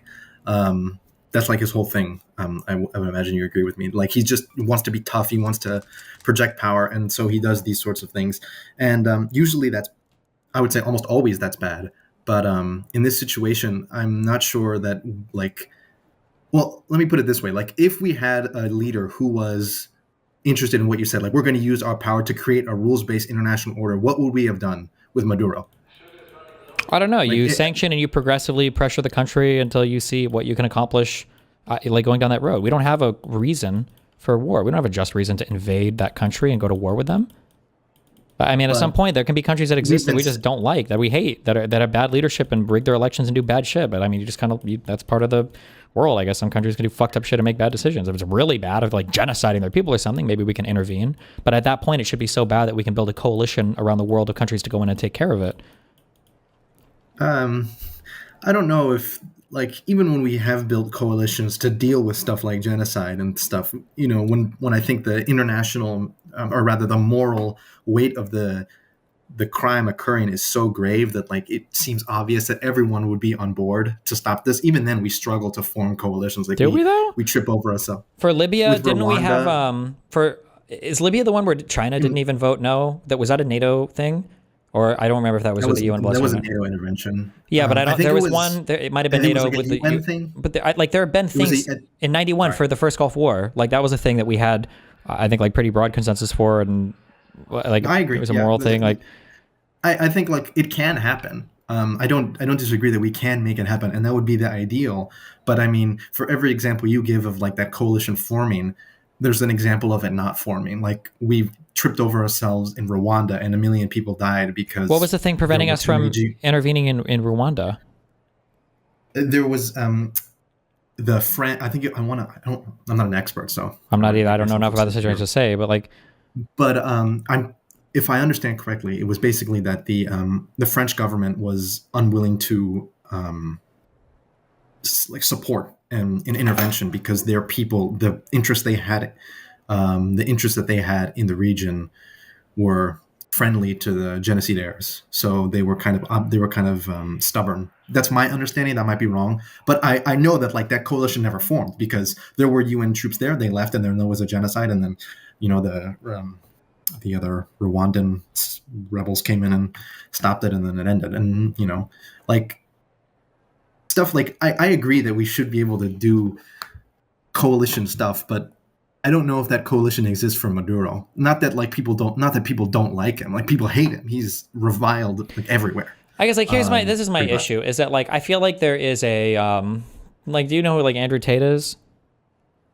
I feel like there's like this 6-year-old approach to the world where it's like, if I walk around and I beat the shit out of everybody, people are going to see I'm the true alpha male, and then, like, everybody's just going to follow me, and that's like the best way to run the world. And I feel like that's like a child's view of how international affairs works. But, like, the true view is, the more friends you have, the more alliances you have, the more economic cooperation you have, the more intelligence cooperation you have, your Five Eyes and other forms of international collaboration. Like, these are the things that make America like such a fearsome fucking ally, is that we have eyes in every country. We've got so many friendly intelligence sharing agreements with so many different people. We can deploy anywhere with any friend and do anything we want as a result of these cooperations, rather than this like 4-year-old's view of like America's the best because we can fucking kidnap any fucking leader we want.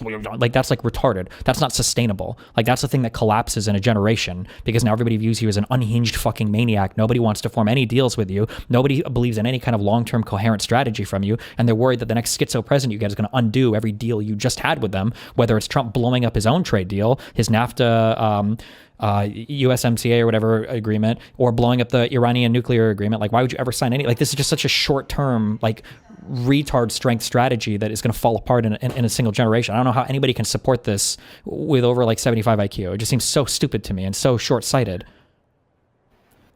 Like, we built like the strongest empire in the history of the planet by being a friend to so many people. Like, do you think that was an accident or by mistake? Like, Russia and the Soviets invaded other countries, controlled them as satellite states. It completely fucking collapsed. China's having issues with their own people, and they still haven't been able to climb and have this middle class ascension like they thought they would. Like, the United States is like, we're creating our own problems right now. We're fantasizing about Islamic jihadism in the United States because of Mamdani winning an election as New York City mayor. Like the West has been so successful. We're literally having to invent our own problems. Like, Russia's fears right now are like an oligarchical collapse of support for Putin because he's not able to invade what was supposed to be a walkover fucking country.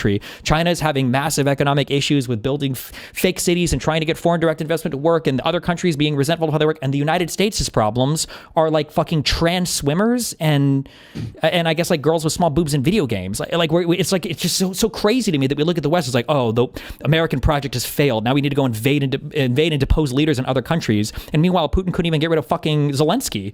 I just don't understand where this concept comes from that like the U.S. has failed because I guess students are going into debt because they're using Klarna loans for fucking DoorDash. And, you know, meanwhile, in other countries, it's like we need to invade Ukraine and take over their power plants because our economy is literally wholly supported by energy because that's the only fucking thing we have left here.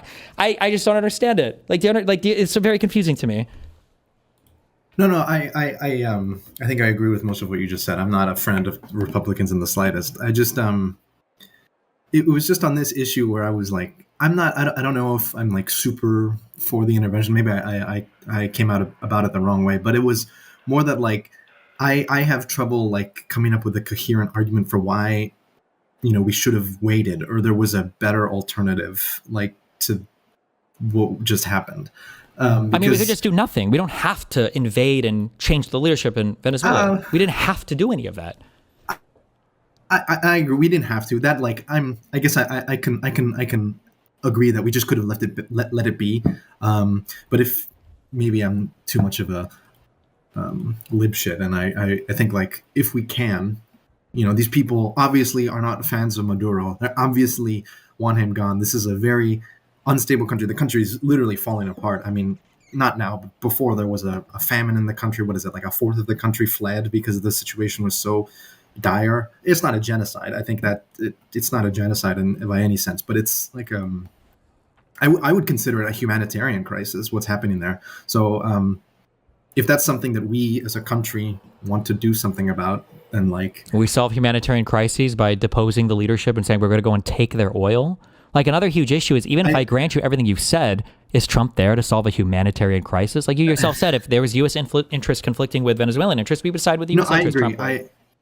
I agree. I agree. Which is why, like, I think it's a little too. It's like very much wait and see for me because if he goes in there and all he does is depose Maduro and like. But that's what he said he wants to do. There's no mystery here. You're inventing like all of this complexity where there is none. It's a serial killer running up and stabbing somebody on the street, and you're like, well, hold on, maybe he's going to do surgery. And the guy's like, I'm stabbing this guy because I want to kill him. And it's like, why the fuck would you think that? Trump doesn't give a fuck about Venezuelans. We know this, right? But I mean, what happens afterwards in Venezuela? I might have not read the same stuff you have, but it seems to me like it's not 100% clear what happens afterwards in Venezuela. And if it ends up with like nothing happening, right? Like the vice president or whomever, some other lackey of Maduro ends up taking power, then I don't know. I'll admit I was wrong, and like I'll come back and be like I was wrong. I'm sorry, and because then functionally nothing changes. But like if by some possibility, right, we get what was the name of the woman who won the Nobel Prize or someone the one that they that explicitly said they're not supporting. or someone like that, right? Because she's not the only one, I imagine. In that case, then like the situation in Venezuela is maybe not like, well, I would say there's a higher likelihood that things improve, and in which case, I don't know, it feels like people benefited from it, and it feels like, yeah, like something good came out of it. But I guess maybe it's too early to say, so I don't know. I just wanted to give my 2 cents, I guess. Hold on, just as a quick thing. Because I don't even believe this is your real position. Because, like, if I were to ask you this, would you be agnostic on every single U.S. invasion in the future until you found out what the outcome was? Trudeau was not liked in Canada for a long time. So would you have been agnostic on Trump deposing Trudeau as a leader and being like, well, let's see who comes next. Maybe it'll be a better leader. In the hypothetical you've given me with Canada, no, because the very act of the deposition would be so catastrophic to Canada, and there's just no, like, I would have to. What if it wasn't catastrophic, though? What if it was okay? I mean, if it turned out okay by some miracle, like 10 years down the line, like Canada's better off after we had a coup, then I guess like hindsight is 2020. So then you'd be okay with it? With deposing Canada's leadership if it turned out better in 10 years? If I knew, like if I had like magical powers, like if I knew that it would turn out okay, then I mean, yeah, I have magical powers. Why would I? If I know it turns out better, if I know more people are better off afterwards, I don't understand why I wouldn't do that. What if you thought more likely than not? Like there's a 51% chance. Then I guess I would have to know by how much better, like the situation is. Like, is it like a trillion? Like, are they living in like a utopia? I'm like, maybe, but like if it's like slightly better, then that 51-49 doesn't really make sense. When you say you're a liberal, do you mean you just like weed and gay marriage, or what does liberal mean to you? Like liberal democracy, like separation of powers, constitutional principles. Okay. I like weed and gay marriage too, but I mean, yeah, Okay. but that's not really. Yeah, maybe I didn't explain myself right, but it was interesting conversation, so I appreciate it. Well, yeah, I mean, I appreciate you coming on to chat. Yeah. See, thank you. Be careful.